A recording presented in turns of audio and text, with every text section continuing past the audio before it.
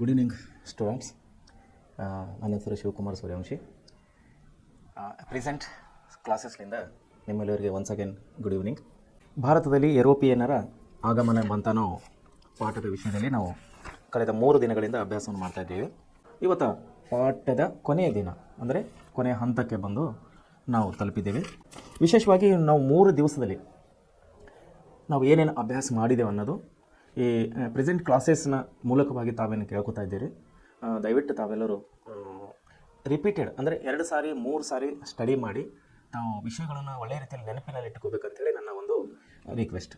ಯಾಕಂದರೆ ಈ ಭಾರತಕ್ಕೆ ಯುರೋಪಿಯನ್ನರ ಆಗಮನ ಏನು ಪಾಠ ಇದೆ ನಿಮ್ಮ ಫ್ಯೂಚರ್ಗೆ ಅಂದರೆ ನಿಮ್ಮ ಮುಂದಿನ ಅಭ್ಯಾಸಕ್ಕೆ ತುಂಬ ಉಪಯೋಗಕಾರಿಯಾಗಿದೆ. ಯಾಕಂದರೆ ನಾನು ನಿನ್ನೆ ಮೊನ್ನೆಲಿಂದ ಕೂಡ ನಾನು ಹೇಳ್ತಾ ಇದ್ದೀನಿ, ಈ ಹಿಸ್ಟ್ರಿ ಏನಿದೆ, ಇತಿಹಾಸ ಏನಿದೆ, ಮುಂದೆ ಹೋಗುವಂಥ ನೀವು ಪ್ರತಿಯೊಂದು ಸ್ಪರ್ಧಾತ್ಮಕ ಪರೀಕ್ಷೆಗಳಿಗಾಗಲಿ ಅಥವಾ ನಿಮ್ಮ ಮುಂದಿನ ಕಾಲೇಜ್ ಅಭ್ಯಾಸಕ್ಕಾಗಲಿ ನಿಮಗೇನಂದ್ರೆ ತುಂಬ ಉಪಯೋಗವಾದಂಥ ವಿಷಯಗಳನ್ನು ನಾವು ಈ ಪಾಠದಲ್ಲಿ ನೋಡ್ತಾ ಇದ್ದೀವಿ. ಸೊ ಅದಕ್ಕಾಗಿ ನನ್ನ ರಿಕ್ವೆಸ್ಟ್ ಏನಂದರೆ, ನೀವು ಮಾಡಿದಂಥ ಪಾಠಗಳನ್ನು ಪ್ರೆಸೆಂಟ್ ಕ್ಲಾಸ್ಲಿಂದ ಹೇಳುವಂಥ ಪಾಠಗಳನ್ನು, ವಿಶೇಷವಾಗಿ ಹಿಸ್ಟ್ರಿಯನ್ನು, ಎಲ್ಲ ಸಬ್ಜೆಕ್ಟ್ಗಳನ್ನು ತಾವುಗಳು ಗಮನದಲ್ಲಿ ಇಟ್ಕೋಬೇಕು. ವಿಶೇಷವಾಗಿ ಹಿಸ್ಟ್ರಿ ಕ್ಲಾಸನ್ನು ತಾವು ವಿಶೇಷವಾಗಿ ಗಮನದಲ್ಲಿ ಇಟ್ಕೋಬೇಕಂತೇಳಿ ನಾನು ಕೇಳ್ಕೊತೀನಿ. ಬಿಕಾಸ್ ಯಾಕಂದರೆ ಮುಂದೆ ನಿಮ್ಗೆ ತುಂಬ ಇದು ಒಂದು ಜನರಲ್ ನಾಲೆಜ್ ಕೂಡ ಹಾಗೂ ನಿಮ್ಮ ಮುಂದಿನ ಅಭ್ಯಾಸಕ್ಕಾಗಿ, ಮುಂದಿನ ಜೀವನಕ್ಕಾಗಿ ಕೂಡ, ಮುಂದಿನ ಸ್ಪರ್ಧಾತ್ಮಕ ಪರೀಕ್ಷೆಗಳಿಗಾಗಿ ಕೂಡ ನಿಮಗೆ ಈ ವಿಷಯಗಳು ತುಂಬ ಉಪಯುಕ್ತವಾಗಿವೆ. ಈ ಪ್ರೆಸೆಂಟ್ ಕ್ಲಾಸಲ್ಲಿ ಅಂತ ಕೊಡುವಂಥ ನೀವು ವಿಷಯಗಳನ್ನು ಒಳ್ಳೆಯ ರೀತಿಯಲ್ಲಿ ಓದಿಕೊಂಡು ನೆನಪಿನಲ್ಲಿ ಇಟ್ಕೋಬೇಕಂತೇಳಿ ನನ್ನ ಒಂದು ರಿಕ್ವೆಸ್ಟ್ ನಿಮಗೆ. ಓಕೆ, ಈಗ ನಾವು ಭಾರತಕ್ಕೆ ಯುರೋಪಿಯನ್ನರ ಆಗಮನ ವಿಷಯದಲ್ಲಿ ನಾವು 3 ದಿವಸದಿಂದ ಪಾಠ ಮಾಡ್ತಾಯಿದ್ದೀವಿ. ತಾವೆಲ್ಲರೂ ಬಹುಶಃ ಕೇಳಿದಿರಿ. ಏನೇ ತಮ್ಮಗಳೇ ಸಮಸ್ಯೆಗಳಿದ್ದರೆ, ತಮಗೆ ಯಾವುದೇ ವಿಷಯವನ್ನು ತಿಳಿದಿಲ್ಲ ಅಂದರೆ ನೀವು ನಮ್ಮನ್ನು ತಿಳಿಸಿದ್ರೆ ನಾನು ಆ ವಿಷಯವನ್ನು ನಿಮ್ಮನ್ನು ಕ್ಲಿಯರ್ ಮಾಡುವಂಥ ಒಂದು ಪ್ರಯತ್ನವನ್ನು ಮಾಡ್ತೀನಿ. ಆ ವಿಷಯ ನಿಮ್ಮನ್ನು ತಿಳಿಸ್ಕೊಡ್ತೀನಿ. ಯಾಕಂದರೆ ವಿಷಯವನ್ನು ನಾವು ತಿಳ್ಕೊಂಡು ಮುಂದೆ ಹೋಗೋದು ಬೆಟರ್ ಅಂತ ನಾನು ಅನ್ಕೋತೀನಿ. ಯಾಕಂದರೆ ಸರ್ ಇದರಪ್ಪ ನಾವು ಹೆಂಗೆ ಕೇಳೋಣ, ಇದ್ರ ವಿಷಯ ನಾವು ಹೆಂಗೆ ಕೇಳೋಣ ಅನ್ಕೋಬೇಡಿ. ನಾಚಿಕೆ ಪಡಿಕೊಳ್ಳುವಂಥ ಯಾವುದೇ ಸಮಸ್ಯೆ ಇಲ್ಲ. ಕ್ಲಿಯರಾಗಿ ಓದ್ರಿ. 1 2 3 4 4 to 5 time you read 4 to 5 time any ಚಾಪ್ಟರ್ಸ್. ನೀವು ಯಾವುದೇ ಚಾಪ್ಟರ್ಸ್ನ 3 ರಿಂದ 4 ಸಾರಿ 5 ಸಾರಿ ಓದಿದ್ರು ಕೂಡ ಯಾವುದೇ ರೀತಿ ತಪ್ಪಿಲ್ಲ. ಗಟ್ಟಿಯಾಗಿ ಕೂತ್ಕೊಂಡು ಓದ್ಕೊಡ್ರಿ, ಮನಸ್ಸಿನಲ್ಲಿ ಓದ್ಕೊಡ್ರಿ. ನಿಮಗೆ ಯಾವ ರೀತಿ ಅನುಕೂಲವಾಗುತ್ತೆ ಆ ರೀತಿಯಲ್ಲಿ ತಾವು ಅಭ್ಯಾಸ ಮಾಡಿರಿ. ಆದರೆ 4 to 5 ಟೈಮ್ ನೀವು ಅಭ್ಯಾಸ ಮಾಡಬೇಕಂತ ನನ್ನೊಂದು ರಿಕ್ವೆಸ್ಟ್ ಇದೆ. ಯಾಕಂದರೆ ನೆನಪಿನ ಶಕ್ತಿಯನ್ನು ನಾವು ಎಷ್ಟೆಷ್ಟು ಓದುತ್ತೀವಿ ಅನ್ನೋದು ನಮ್ಮ ನೆನಪಿನಲ್ಲಿ ಉಳ್ಕೊಳ್ಳೋಂಥ ವಿಷಯಗಳು. ಸೊ ಅದಕ್ಕಾಗಿ ಈ 3 ದಿವಸನೇ ಓದಂಥ ಭಾರತಕ್ಕೆ ಯುರೋಪಿಯನ್ನರ ಆಗಮನ ವಿಷಯದಲ್ಲಿ ನಾವು ಕಳೆದ 3 ದಿವಸ ಓದ್ತಾ ಇದ್ದೀವಿ. ವಿಶೇಷವಾಗಿ ಯುರೋಪಿಯನ್ನರು ಅಂದರೆ ನಾವು ಪೋರ್ಚುಗೀಸರು ಬಂದರು ಫಸ್ಟಿಗೆ, ಆಮೇಲೆ ಡಚ್ಚರು ಬಂದರು, ಫ್ರೆಂಚರು ಬಂದರು ಮತ್ತು ಇಂಗ್ಲೀಷರು ಅಂದರೆ ಬ್ರಿಟಿಷರು. ಈ ಬರುವಂಥ ದಿನಗಳಲ್ಲೆಲ್ಲ ನಾವು ಕಾಲಕ್ರಮೇಣವಾಗಿ ಎಲ್ಲ ವಿಷಯಗಳನ್ನು ಎಲ್ಲರೂ ಬಂದಿದ್ದ ಉದ್ದೇಶ ಅವ್ರದ್ದು ವ್ಯಾಪಾರಕ್ಕಾಗಿ. ಯುರೋಪಿಯನ್ನರು ಭಾರತಕ್ಕೆ ಬಂದ ಅವರ ಕೇವಲ ಒಂದೇ ಒಂದು ಉದ್ದೇಶ ವ್ಯಾಪಾರ. ವಿಶೇಷ ಅದರಲ್ಲಿ ಯಾವ ವ್ಯಾಪಾರ? ಸಾಂಬಾರು ಪದಾರ್ಥಗಳು. ಅಂದರೆ ಸಾಂಬಾರು ಪದಾರ್ಥಗಳನ್ನು ಮೆಣಸು ಕಾಳು, ಏಲಕ್ಕಿ, ಲವಂಗ, ಚಕ್ಕಿ, ಸುಮಾರು ಅದರಲ್ಲಿ ಸಾಂಬಾರು ಪದಾರ್ಥದಲ್ಲಿ ಬರ್ತವೆ. ಅವೆಲ್ಲ ಆಲ್ರೆಡಿ ನಾವು ಕಳೆದ ಕ್ಲಾಸಸ್ಗಳಲ್ಲಿ ನಾವು ವಿಷಯವಾಗಿ ನಾವೆಲ್ಲ ಕೂಲಂಕಷವಾಗಿ ಸ್ಟಡಿ ಮಾಡಿದ್ದೀವಿ. ಈಗ ಮುಂದೆ ಬರುವಂಥ ದಿನಗಳಲ್ಲಿ ಏನಾಗ್ತದೆ, ಈ 4 ಜನರಲ್ಲಿ ಪೈಪೋಟಿಯನ್ನು ಪೈಪೋಟಿಯನ್ನು ನಡೀತಾ ಇದೆ. ಅಧಿಕಾರಕ್ಕಾಗಿ, ಅವರ ವಸಾಹತಕ್ಕಾಗಿ, ಅವರ ಒಂದು ವ್ಯಾಪಾರಕ್ಕಾಗಿ, ಅವರ ಲಾಭಕ್ಕಾಗಿ ಇಲ್ಲಿ ಪೈಪೋಟಿಯನ್ನು ನಡೀತಾ ಇದೆ. ಮೊದಲನಾಗಿ ಪೋರ್ಚುಗೀಸರು ಬಂದರು. ಪೋರ್ಚುಗೀಸ್ ನಾವಕನಾದ ವಾಸ್ಕೋ ಡಿ ಗಾಮಾನು ಸಮುದ್ರ ಮೂಲಕವಾಗಿ ಭಾರತವನ್ನು ಮೊದಲನೇದಾಗಿ ಪ್ರವೇಶ ಮಾಡಿದ. ಆಮೇಲೆ ಡಚ್ಚರು ಬಂದರು, ಆಮೇಲೆ ಫ್ರೆಂಚರು ಬಂದರು, ಈಗ ಬ್ರಿಟಿಷರು ಬಂದಿದ್ದಾರೆ. ಬ್ರಿಟಿಷರು ಕೂಡ ಈಗ ಬ್ರಿಟಿಷರು ಮತ್ತು ಫ್ರೆಂಚರ ಮಧ್ಯದಲ್ಲಿ ಪೈಪೋಟಿಯನ್ನೇ ನಡೀತಾ ಇದೆ ಅಧಿಕಾರಕ್ಕಾಗಿ, ತನ್ನ ಸಾಮ್ರಾಜ್ಯದ ವಿಸ್ತರಣೆಗಾಗಿ. ನಾವು ನಿನ್ನೆ ಪಾಠ ಮಾಡಿದಾಗ ನಿನ್ನೆ ಒಂದು ವಿಷಯದಲ್ಲಿ ನಾವು ತಿಳ್ಕೊಂಡಿದ್ದೇವೆ. ಪ್ರಮುಖವಾಗಿ 3 ಯುದ್ಧಗಳನ್ನು ಕಂಡಿದ್ದೇವೆ ನಾವು ಫ್ರೆಂಚ್ ಮತ್ತು ಬ್ರಿಟಿಷರ ನಡುವೆ. ಮೊದಲನೇ ಕರ್ನಾಟಕ ಯುದ್ಧ, 2ನೇ ಕರ್ನಾಟಕ ಯುದ್ಧ ಮತ್ತು 3ನೇ ಕರ್ನಾಟಕ ಯುದ್ಧ. ಮೊದಲನೇ ಕರ್ನಾಟಕ ಯುದ್ಧವನ್ನು 2 ವರ್ಷ ಸುದೀರ್ಘವಾಗಿ ನಡೀತು. 2ನೇ ಕರ್ನಾಟಕ ಯುದ್ಧ 5 ವರ್ಷ ಸುದೀರ್ಘವಾಗಿ ನಡೀತು. 3ನೇ ಕರ್ನಾಟಕ ಯುದ್ಧ 7 ವರ್ಷ ಸುದೀರ್ಘವಾಗಿ ನಡೀತಾ ಬಂತು. ಇದಕ್ಕಾಗಿ ಅಧಿಕಾರಕ್ಕಾಗಿ, ಅವರ ಸಾಮ್ರಾಜ್ಯದ ಅಭಿವೃದ್ಧಿಕ್ಕಾಗಿ, ಅವರ ಲಾಭಕ್ಕಾಗಿ, ಅವರ ಹಿತಾಸಕ್ತಿಗಾಗಿ ಅವರು ಒಬ್ಬರ ಮೇಲೊಬ್ಬರು ಯುದ್ಧ ಮಾಡ್ತಾ ಬರ್ತಾ ಇದ್ದಾರೆ. ಪರಿಣಾಮ ಏನಾಗ್ತಾ ಇದೆ, ಇಲ್ಲಿ ಬ್ರಿಟಿಷರು ಮೇಲುಗೈಯನ್ನು ಸಾಧಿಸ್ತಾ ಇದ್ದಾರೆ, ಫ್ರೆಂಚರು ಬಲಹೀನರಾಗ್ತಾ ಇದ್ದಾರೆ. ವಿಶೇಷವಾಗಿ ನಾವು ನಿನ್ನೆ ನೋಡಿದಂಥ 3 ಯುದ್ಧಗಳಲ್ಲಿ ಪ್ರಮುಖವಾಗಿ 2 ವ್ಯಕ್ತಿಗಳನ್ನು ನಾವು ಕಾಣ್ತಾ ಇದ್ದೇವೆ. ಬ್ರಿಟಿಷರ ಪರವಾಗಿ ರಾಬರ್ಟ್ ಕ್ಲೈವ್ ಮತ್ತು ಫ್ರೆಂಚರ ಪರವಾಗಿ ಯಾವುದು ಡೋಪ್ಲೆ ಅನ್ನೋಂಥ ಒಂದು ಅಧಿಕಾರಿ ವಿಷಯದಲ್ಲಿ ನಾವು ನಿನ್ನ ಸ್ಟಡಿ ಮಾಡಿದ್ದೀವಿ. ಸೊ ಇವತ್ತಿನ ದಿವಸ ಪ್ರಮುಖವಾಗಿ ನಾವು ಬ್ರಿಟಿಷರ ಒಂದು ಅಧಿಕಾರ ಸ್ಥಾಪನೆಗೆ ಬುನಾದಿಯನ್ನು ಹಾಕ್ಕೊಂಡಂಥ ಒಂದು ಪ್ರಮುಖವಾದ ಯುದ್ಧಗಳನ್ನು ಇವತ್ತು ನಾವು ಎರಡು ಯುದ್ಧಗಳ ಬಗ್ಗೆ ನಾವು ಅಭ್ಯಾಸ ಮಾಡ್ತಾ ಇದ್ದೀವಿ. ಒಂದು ಪ್ಲಾಸಿ ಕದನ, ಇನ್ನೊಂದು ಬಕ್ಸಾರ್ ಕದನ ಅಂಥೇಳಿ. ಒಂದು ಪ್ಲಾಸಿ ಕದನ, ಎರಡನೇದು ಬಕ್ಸಾರ್ ಕದನ ಅಂಥೇಳಿ.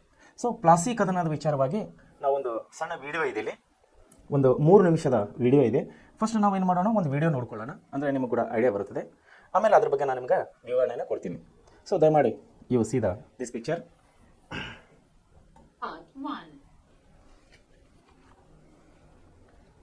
ಇಲ್ಲಿ ತಾವು ಗಮನ ಇಟ್ಟು ಕೇಳಬೇಕು. Siraj-ud-Dawla became the Nawab of Bengal.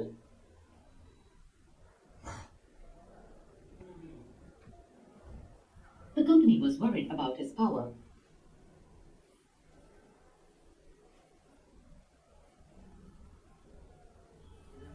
And keen on a puppet ruler who would willingly give trade concessions and other privileges.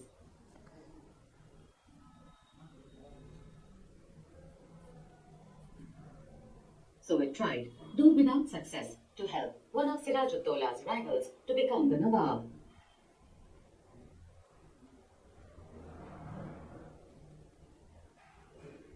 An infuriated Siraj-ud-Dawla asked the company to stop meddling in the political affairs of his dominion, stop fortification, and pay the revenues.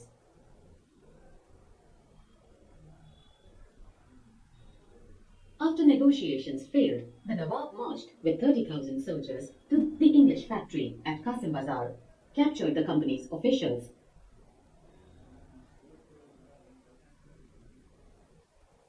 locked the warehouse,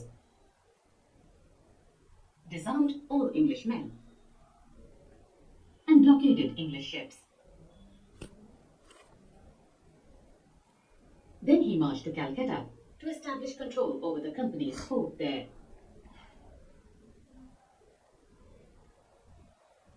On hearing the news of the fall of Calcutta, company officials in Madras sent forces under the command of Robert Clive, reinforced by naval fleets. Prolonged negotiations with the Nawab followed.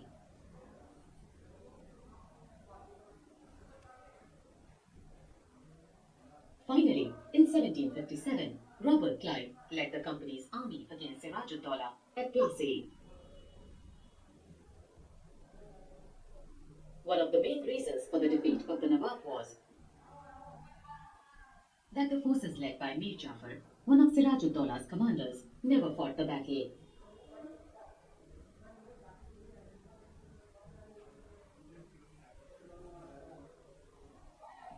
Clive had managed to secure his support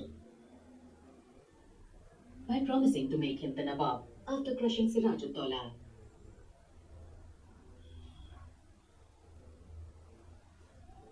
so ಈಗ ನಿಮಗೆ ಇಲ್ಲಿ ತೋರಿಸಿದ ಹಾಗೆ ಇಲ್ಲಿ ಒಂದು ಸಣ್ಣ ಚಿತ್ರವನ್ನು ತೋರಿಸಿ ಅದರ ಮೂಲಕವಾಗಿ ನಿಮಗೆ ಈ ಪ್ಲಾಸಿ ಕದನದ ವಿಷಯವಾಗಿ ವಿಶೇಷವಾಗಿ ಸ್ವಲ್ಪ ಸವಿಸ್ತರವಾಗಿ ನಿಮಗೆ ತಿಳಿಸಿಕೊಡುವಂಥ ಪ್ರಯತ್ನವನ್ನು ಮಾಡ್ತಾಯಿದ್ದೀನಿ. ಭಾರತದಲ್ಲಿ ಬ್ರಿಟಿಷರ ಆಳ್ವಿಕೆ ಯಾಕಂದರೆ ಫ್ರೆಂಚರು ನಿನ್ನೆವರೆಗೆ ಏನಾಯಿತು, 3 ಕರ್ನಾಟಕ ಯುದ್ಧಗಳು ಜರುಗಿದವು.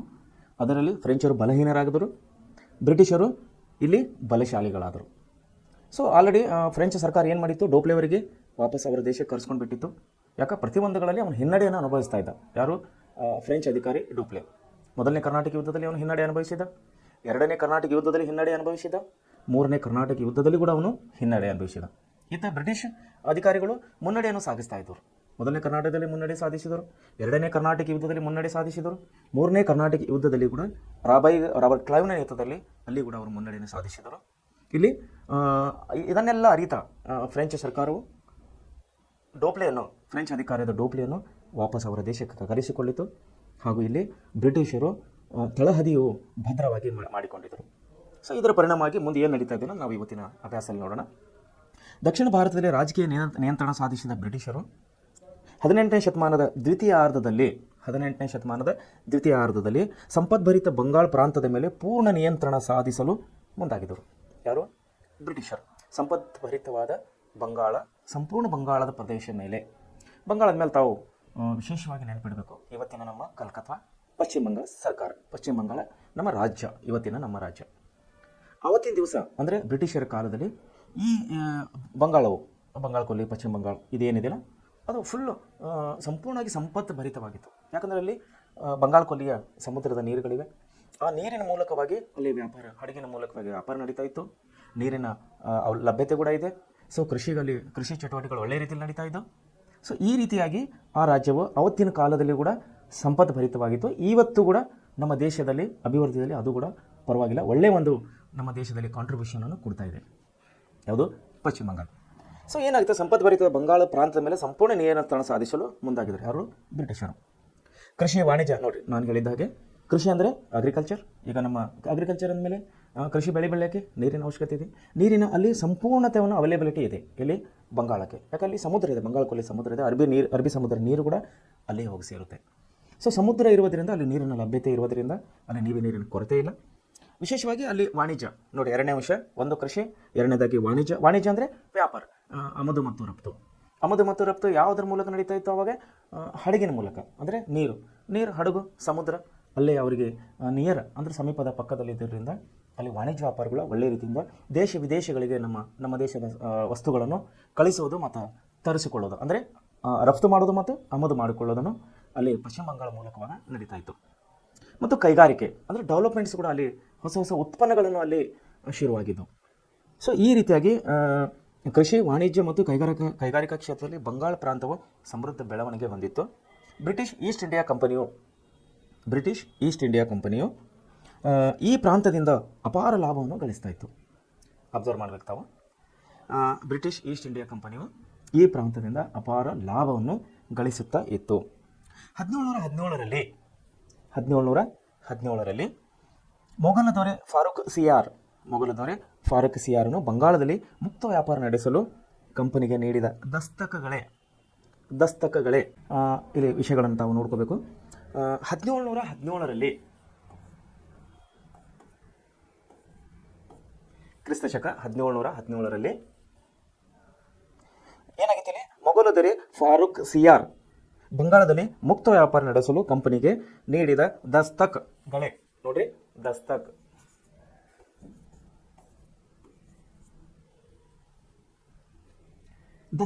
ಏನಿದು? ದಸ್ತಕ್ ಇದು ಪರವಾನಗಿ ಪತ್ರ. ದಸ್ತಕ್ ಅಂದ್ರೆ ಏನು? ಪರವಾನಗಿ ಪತ್ರ.